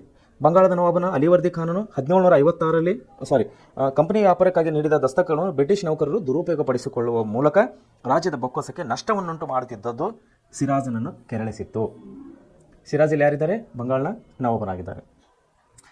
ಎರಡನೇ ಕಾರಣ, ಇದು ಮೊದಲನೇ ಕಾರಣ ದಸ್ತಕಗಳು. ಎರಡನೇ ಕಾರಣ, ಅನುಮತಿ ಇಲ್ಲದೆ ಕೋಟೆಯನ್ನು ದುರಸ್ತಿ ಮಾಡಿದರು. ಇವರು ಬ್ರಿಟಿಷರು ಬಂದಿದ್ದು ಅದಕ್ಕೆ ವ್ಯಾಪಾರಕ್ಕಾಗಿ. ಪರವಾನಗಿ ಯಾರ ಮೂಲಕ ಪಡೆದಿದ್ದರು? ಬಂಗಾಳದ ನವಾಬನ ಕಡೆದು. ಸೊ ಏನಾದರೂ ಮಾಡಬೇಕಂದ್ರೆ ಅವ್ರದ್ದು ಪರವಾನಗಿ ತೊಗೊಂಡು ಮಾಡಬೇಕಲ್ಲ. ಇವ್ರು ಏನು ಮಾಡಿದರು ಬ್ರಿಟಿಷರು? ನೋಡಿರಿ, ಪರಸ್ಪರ ಪ್ರತಿಸ್ಪರ್ಧಿಗಳಾದ ಬ್ರಿಟಿಷ್ ಮತ್ತು ಫ್ರೆಂಚರು. ಮುಂಚೆ ಇದ್ದರಲ್ಲ ಫ್ರೆಂಚರು, ಇವಾಗ ಸೈಡ್ ಆಗಿದ್ದಾರೆ ಅವರು. ಪರಸ್ಪರ ಪ್ರತಿಸ್ಪರ್ಧಿ ಅಂದರೆ ಕಾಂಪಿಟೇಟರ್. ಇಬ್ಬರ ಮಧ್ಯೆ ಕಾಂಪಿಟೇಷನ್ ನಡೀತಾ ಇದೆ ಇಲ್ಲಿ. ಎದಕ್ಕಾಗಿ? ಅಧಿಕಾರಕ್ಕಾಗಿ, ವ್ಯಾಪಾರಕ್ಕಾಗಿ, ಲಾಭಕ್ಕಾಗಿ. ನನಗೆ ಜಾಸ್ತಿ ಆಗಲಿ ವ್ಯಾಪಾರ ಲಾಭ ಬ್ರಿಟಿಷರು, ನಮಗೆ ಜಾಸ್ತಿ ಆಗಲಿ ಲಾಭ ವ್ಯಾಪಾರ ಫ್ರೆಂಚರು. ಇಲ್ಲಿ ಏನು ನಡೀತಿದೆ? ಪರಸ್ಪರ ಪ್ರತಿಸ್ಪರ್ಧಿಗಳಾದ ಬ್ರಿಟಿಷ್ ಮತ್ತು ಫ್ರೆಂಚರು ತಮ್ಮ ವ್ಯಾಪಾರಿ ಕೋಟೆಗಳನ್ನು ಶಸ್ತ್ರಾಸ್ತ್ರಗಳಿಂದ ಬಲಪಡಿಸತೊಡಗಿದರು. ಅನುಮತಿ ಪಡೆಯದೆ ಕೋಟೆಯನ್ನು ದುರಸ್ತಿ ಮಾಡಿಸಿದ್ದರಿಂದ ಹಾಗೂ ಫಿರಂಗಿಗಳನ್ನು ತೆಗೆದು ಹಾಕಲು ಸಿರಾಜ್ ಸೂಚಿಸಿನಾದರೂ ಬ್ರಿಟಿಷರು ಪಾಲಿಸಲಿಲ್ಲ. ಇದರಿಂದ ಸಿರಾಜನಿಗೆ ಆಕ್ರೋಶವಾಗಿತ್ತು. ಈ ಕೋಟೆಗಳು ಅಂದರೆ ಇವರು ಸ್ಟಾಕ್, ಲಾಸ್ಟ್ ಟೈಮ್ ನಾನು ಬಹುಶಃ ಫಸ್ಟ್ ಪೀರಿಯಡ್ ಅಥವಾ ಸೆಕೆಂಡ್ ಪೀರಿಯಡ್ನಲ್ಲಿ ಹೇಳಿದ್ದೀನಿ ನಾನು, ಸ್ಟಾಕ್ ಪಾಯಿಂಟ್ ಮಾಡ್ಕೊಂಡಿದ್ದರು, ಗೋಡಾನುಗಳು ಮಾಡ್ಕೊಂಡಿದ್ದರು. ಮಸಾಲೆಗಳು ಸ್ಟಾಕ್ ಇಡಬೇಕಲ್ಲ, ವ್ಯಾಪಾರದ ಮೇಲೆ ಸ್ಟಾಕ್ ಮಾಡಬೇಕಲ್ಲ, ಡೈನಲ್ಲಿ ವ್ಯಾಪಾರ ಆಗುತ್ತೆ, ರಾತ್ರಿ ಎಲ್ಲಿ ಇಡುತ್ತೆ ಅದು. That called stock point. ಅಲ್ಲಿ ಕೋಟೆಗಳನ್ನು ಕಟ್ಕೊಂಡಿದ್ರು. ಕೋಟೆಗಳು ಕಟ್ಕೊಂಡು ದೊಡ್ಡ ದೊಡ್ಡ ಸ್ಟಾಕ್ ಪಾಯಿಂಟ್ಗಳನ್ನು ಮಾಡಿದರು, ಗೋಡಾನುಗಳನ್ನು ಮಾಡ್ಕೊಂಡಿದ್ದರು. ಆ ಗೋಡೌನ್ಗಳು ಬಹುಶಃ ಅವ್ರ ಅಧೀನದಲ್ಲಿದ್ದು, ಯಾರ್ದು? ಬಂಗಾಳ ನವಾಬರ ಅಧೀನದಲ್ಲಿದ್ದು. ಅದಕ್ಕೆ ಏನಾದರೂ ರಿಪೇರಿ ಮಾಡ್ಕೋಬೇಕಂದ್ರೆ ಅವ್ರು ಪರ್ಮಿಷನ್ ತೊಗೊಂಡು ಮಾಡ್ಕೋಬೇಕಾಗಿತ್ತು ಇವರು, ಬ್ರಿಟಿಷರು ಅಥವಾ ಫ್ರೆಂಚರು. ಇಲ್ಲೇನಾಗ್ತಾ ಇತ್ತದೋ, ಡೈಲಿ ಅಂದರೆ ದಿನೇ ದಿನ ಇವರು ಪ್ರಗತಿಯನ್ನು ಹೊಂದ್ತಾ ಇದ್ದರು, ದಿನೇ ದಿನೇ ಅಭಿವೃದ್ಧಿ ಹೊಂದ್ತಾ ಇದ್ದರು, ದಿನೇ ದಿನೇ ಸ್ಟ್ರಾಂಗ್ ಆಗ್ತಾಯಿದ್ರು. ಯಾರು? ಬ್ರಿಟಿಷರು. ಅವ್ರಿಗೇನು ಕೇಳೋದೈತಪ್ಪ, ನಮ್ಮದು ವಸ್ತು ಹಾಳಾಗ್ತಾ ಇದೆ, ಇಲ್ಲಿ ನಮ್ಮ ಸಾಂಬಾರು ಪದಾರ್ಥ ಇಲ್ಲಿ ಹಾಳಾಗ್ತಾ ಇದೆ, ನಮ್ಮ ಮಸಾಲೆ ಹಾಳಾಗ್ತಾ ಇದೆ, ನಮ್ಮ ಮಸಾಲೆಗಳನ್ನ ನಾವು ಜೋಕೆ ಮಾಡ್ಕೋಬೇಕು, ಇಲ್ಲಿ ನೀರು ಬರ್ತಾ ಇದೆ, ಮಳೆ ಬರ್ತಾ ಇದೆ, ಅದನ್ನು ಸ್ಟಾಪ್ ಮಾಡಬೇಕಂದ್ರೆ ರಿಪೇರಿ ಮಾಡ್ಕೋಬೇಕು. ರಿಪೇರಿ ಇವರೇನು ಮಾಡ್ಕೊಂಡ್ರು? ಇವರ ವಸ್ತುಗಳ ಒಂದು ಪೋಷಣೆಗಾಗಿ ಇವರು ರಿಪೇರಿ ಮಾಡಿಕೊಂಡ್ರು. ಆದರೆ ಆ ವಿಷಯವನ್ನು ಕೆರಳಿಸಿದ್ದು ಯಾರಿಗೆ? ಬಂಗಾಳದ ನವಾಬನಿಗೆ. ನಮ್ಮ ಕೋಟೆ ನಾನು ಬಾಡಿಗೆ ಕೊಟ್ಟೀನಿ ಇವರಿಗೆ, ನಮ್ಮ ದೇಶದಲ್ಲಿ ಇವರು ನಮ್ಮ ಸ್ಥಳದಲ್ಲಿ ವ್ಯಾಪಾರಕ್ಕಾಗಿ ಬಂದಿದ್ದಾರೆ, ನಮ್ಮನ್ನು ಕೇಳದೆ ಇವರು ರಿಪೇರಿ ಮಾಡ್ಕೋತಾರಪ್ಪ. ನಮ್ಮನ್ನು ಕೇಳದೆ ಹೇಳಿದವರು ಹೊಸ ಗೋಡೆಗಳನ್ನು ಕಟ್ಕೊಳ್ತಾ ಇದ್ದಾರೆ, ನಮ್ಮನ್ನು ಕೇಳಿದ ಹೊಸ ಇವರು ಮೇಲೆ ರೂಫ್ಗಳನ್ನು ಹಾಕೋತಿದ್ದಾರೆ, ನಮ್ಮನ್ನು ಕೇಳಿದ್ರೆ ಹೊಸ ಹೊಸ ಜಾಗನ ಇದು ವಿಶಾಲ ಮಾಡ್ಕೊಳ್ತಾ ಇದ್ದಾರೆ, ಸ್ಟಾಕನ್ನು ಹೆಚ್ಚಿಗೆ ಮಾಡ್ಕೊಳ್ತಾ ಇದ್ದಾರೆ. ನಮ್ಮನ್ನು ಕೇಳ್ತಾ ಇಲ್ಲಪ್ಪ, ನಮ್ಮ ಜಾಗದಲ್ಲಿ ಕೂತು ನಮ್ಮನ್ನೇ ಕೇಳ್ತಾ ಇಲ್ಲಲ್ಲ ಅಂಥೇಳಿ ಸಿರಾಜ್ಗೆ ಕೋಪ ಬಂತು. ಬಟ್ ವಾಸ್ತವವಾಗಿ ಇವರು ದಿನೇ ದಿನೇ ತನ್ನ ಕಾಲನ್ನು ಜಾಸ್ತಿ ಚಾಚ್ತಾ ಇದ್ದರು. ಇಲ್ಲೇನಾಯಿತು, ಅವರ ಅನುಮತಿ ಇಲ್ಲದೆ, ನವಾಬನ ಅನುಮತಿ ಇಲ್ಲದೆ ಕೋಟೆಗಳನ್ನು ಇವರು ದುರಸ್ತಿ ಮಾಡಿಕೊಳ್ತಾ ಇದ್ದರು. ಅದನ್ನು ಕೂಡ ಅವರಿಗೆ ಸಿರಾಜುದ್ದೌಲಾಗೆ ಕೋಪ ಬಂತು. ಕಪ್ಪು ಕೋಟೆ ದುರಂತ, ಕಪ್ಪು ಕೋಣೆ ದುರಂತ. ಮೂರನೇ ಕಾರಣ, ಒಂದನೇ ಕಾರಣ ದಸ್ತಗಳ ದುರುಪಯೋಗ ಆಗ್ತಾಯಿತ್ತು, ಎರಡನೇ ಕಾರಣ ಅನುಮತಿ ಇಲ್ಲದೆ ಕೋಟೆಗಳು ದುರಸ್ತಿ ಮಾಡಿಕೊಂಡ್ರು, ಮೂರನೇ ಕಾರಣ ಕಪ್ಪು ಕೋಣೆ ದುರಂತ. ಏನಿದು ಕಪ್ಪು ಕೋಣೆ ದುರಂತ? ಆಗ ಸಿರಾಜನು ಬ್ರಿಟಿಷರ ಪೋರ್ಟ್ ವಿಲಿಯಂ ಕೋಟೆ, ಯಾರು ಕಟ್ಟಿಸಿದರು? ಪೋರ್ಟ್ ವಿಲಿಯಂ ಕೋಟೆ ಬ್ರಿಟಿಷರು ಕಟ್ಟಿದರು ಬಂಗಾಳನಲ್ಲಿ. ಅವರ ವ್ಯಾಪಾರಕ್ಕಾಗಿ, ಅವರ ಸಾಂಬಾರು ಪದಾರ್ಥಗಳ ಒಂದು ಶೇಖರಣೆಗಾಗಿ ಕಟ್ಟಿದಂಥ ಈ ಪೋರ್ಟ್ ವಿಲಿಯಂ ಕೋಟೆಯನ್ನು ಸುಲಭವಾಗಿ ಗೆದ್ದೆ ಸೆರೆ ಹಿಡಿದವನು ಯಾರು? ಸಿರಾಜ್. ಯಾರಿಂದ? ಬ್ರಿಟಿಷರಿಂದ. ಯಾಕೆ ಇವನು ಯುವ ಸೇನಾನಿ ಆಗಿದ್ದ, ಯುವ ರಾಜ ಆಗಿದ್ದ. ಯಾರು? ಸಿರಾಜ್. ಸೊ ಅವನು ಸ್ಟ್ರಾಂಗ್ ಇದ್ದ. ಇಲ್ಲೇನಾಗಿದೆ, ಸಿರಾಜನು ಬ್ರಿಟಿಷರ ಪೋರ್ಟ್ ವಿಲಿಯಂ ಕೋಟೆಯನ್ನು ಸುಲಭವಾಗಿ ಗೆದ್ದು ಕೆಲವರನ್ನು ಸೆರೆ ಹಿಡಿದನು ಮತ್ತು ಮೀನ್ಸ್ ಅರೆಸ್ಟ್ ಮಾಡಿದನು. ಪೊಲೀಸರು ಅರೆಸ್ಟ್ ಮಾಡ್ತಾರಲ್ಲ, ಎಲ್ಲಿರ್ತಾರೆ ಒಯ್ದು ಅರೆಸ್ಟ್ ಮಾಡಿ ಪೊಲೀಸರು? ಅಪರಾಧಿಗಳು ಎಲ್ಲಿರ್ತಾರೆ ಒಯ್ದು? ಪೊಲೀಸ್ ಸ್ಟೇಷನಲ್ಲಿ ಇರ್ತಾರೆ, ಲಾಕ್ ಮಾಡಿರ್ತಾರಲ್ಲ, ಒಳಗಡೆ ಹಾಕಿ ಲಾಕ್ ಮಾಡ್ತಾರಲ್ಲ, ದ್ಯಾಟ್ ಕಾಲ್ಡ್ ಸೆರೆ ಹಿಡಿದಿದ್ದರು. ಸೆರೆ ಹಿಡಿದು ಏನು ಮಾಡಿದರು ಅವರು? ಸೆರೆ ಹಿಡಿದನು. ಸಿರಾಜನು ಆಕ್ರಮಣದಲ್ಲಿ ಸೆರೆ ಸಿಕ್ಕ 146 ಮಂದಿ, ಸಿರಾಜನು ಆಕ್ರಮಣದಲ್ಲಿ ಸೆರೆ ಸಿಕ್ಕಂಥ 146 ಮಂದಿ ಬ್ರಿಟಿಷರನ್ನು ಚಿಕ್ಕ ಕೊಠಡಿಯೊಂದರಲ್ಲಿ ಬಂಧಿಸಿದನು. ನೋಡಿರಿ, ಚಿಕ್ಕ ಕೊಠಡಿಯಲ್ಲಿ 146 ಮಂದಿಯನ್ನು ಬಂಧಿಸಿದನು. ಯಾರು? ಸಿರಾಜುದ್ದೌಲ. ಯಾವ ಮಂದಿ ಅವರು? ಬ್ರಿಟಿಷರು. ಬಂಧಿಸಲ್ಪಟ್ಟನು. ಅದರಲ್ಲಿ 123 ಮಂದಿ, 123, ಎಷ್ಟು ಮಂದಿಗೆ ಅರೆಸ್ಟ್ ಮಾಡಿದ್ದವ? 146 ಮಂದಿಗೆ ಬಂಧಿತರಾಗಿದ್ದರು. 123 ಮಂದಿ ಏನಾಗಿತ್ತು ಅದರಲ್ಲಿ? ಅಸುನೀಗಿದರು, ಅಂದರೆ ಸಾವನ್ನಪ್ಪಿದರು. 120 ಮಂದಿ ಸಾವನ್ನಪ್ಪಿದರು. ಇದರಲ್ಲಿ 23 ಮಂದಿ ಬದುಕುಳಿದರು. 146 ಮಂದಿಯಲ್ಲಿ ಬದುಕುಳಿದವರು ಕೇವಲ 23 ಮಂದಿ ಎಂಬುದಾಗಿತ್ತು. ಈ ಸುದ್ದಿ ಕೇಳಿ ರಾಬರ್ಟ್ ಕ್ಲೈವ್, ಬ್ರಿಟಿಷ್ ಅಧಿಕಾರಿ, ಉಗ್ರ ಕೋಪದಲ್ಲಿ ತನ್ನ ಬಲಿಷ್ಠ ಸೇನೆಯೊಂದಿಗೆ ಬಂಗಾಳಕ್ಕೆ ಬಂದನು. ರಾಬರ್ಟ್ ಕ್ಲೈವ್ ತಮಗೆ ನೆನಪಿರಬೇಕು, ನಡೆದಂಥ ಫ್ರೆಂಚ್ ಮತ್ತು ಬಂಗಾಳ ಯುದ್ಧಗಳಲ್ಲಿ ಸುಮಾರು ಯುದ್ಧಗಳಲ್ಲಿ ಅವನು ಜಯಶಾಲಿಯಾಗಿದ್ದ. ಅವನಿಗೆ ಶಾಬಾಷ್ಕಿಯನ್ನು ಕೊಟ್ಟು ಬ್ರಿಟಿಷ್ ಸರ್ಕಾರ ಏನು ಮಾಡಿತ್ತು? ಇಂಗ್ಲೆಂಡ್ ದೇಶಕ್ಕೆ ಕರೆಸ್ಕೊಂಡಿತ್ತು. ಸಂಸತ್ತಿನಲ್ಲಿ ಅವನಿಗೆ ಸದಸ್ಯತ್ವವನ್ನು ಕೊಟ್ಟಿತ್ತು. ಕೊಟ್ಟ ಮೇಲೆ ಮತ್ತೆ ಇಲ್ಲಿ ಭಾರತದಲ್ಲಿ ಇನ್ನೂ ಅವಶ್ಯಕತೆ ಇದೆ, ಇನ್ನೂ ವ್ಯಾಪಾರನ ಅಭಿವೃದ್ಧಿ ಮಾಡಬೇಕು, ಇನ್ನೂ ಹೊಸ ಹೊಸ ಪ್ರದೇಶಗಳನ್ನು ಅವರು ಆಕ್ಯುಪೈ ಮಾಡ್ಕೋಬೇಕು, ವಶಪಡಿಸಿಕೊಳ್ಬೇಕು ಅನ್ನೋ ಉದ್ದೇಶದಿಂದ ಬ್ರಿಟಿಷ್ ಸರ್ಕಾರ ಅವನನ್ನು, ರಾಬರ್ಟ್ ಕ್ಲೈವ್ನನ್ನು ಪುನಃ ಭಾರತಕ್ಕೆ ಕಳಿಸಿದರು. ಸೊ ಇಲ್ಲಿ ಏನಾಗಿದೆ, ಸಿರಾಜುದ್ದೌಲ ಇಲ್ಲಿ ಸ್ಟ್ರಾಂಗ್ ಇದ್ದಾನೆ, ಬಂಗಾಳ ನವಾಬ 146 ಮಂದಿಗೆ ಅರೆಸ್ಟ್ ಮಾಡಿದ್ದಾನೆ, 120 ಮಂದಿ ಸತ್ತು ಹೋಗಿದ್ದಾರೆ, 23 ಮಂದಿ ಮಾತ್ರ ಕೇವಲ ಬದುಕಿದ್ದಾರೆ. ಇದು ಸಾಮಾನ್ಯ ವಿಷಯ ಇಲ್ಲ. ಬ್ರಿಟಿಷರಿಗೆ ಈ ವಿಷಯವನ್ನು ಕೆರಳಿಸಿತ್ತು ಅವರಿಗೆ. ಅವಾಗ ಏನಾಯಿತು, ಮೊದಲು ನವಾಬನ ಏನು ಮಾಡ್ದ ರಾಬರ್ಟ್ ಕ್ಲೈವ್ ಇಲ್ಲಿ ಭಾರತಕ್ಕೆ ಬಂದ ಮೇಲೆ ಏನು ಮಾಡ್ದವನು? ಫಸ್ಟ್ ಮಾಡಿದಂಥ ಕೆಲಸ, ಮೊದಲನೇದಾಗಿ ಮಾಡಿದಂಥ ಕೆಲಸ, ಅವನ ವಿರೋಧಿಗಳು, ಬಂಗಾಳದ ನವಾಬ ಯಾರು ಇದ್ದ? ಸಿರಾಜುದ್ದೌಲ.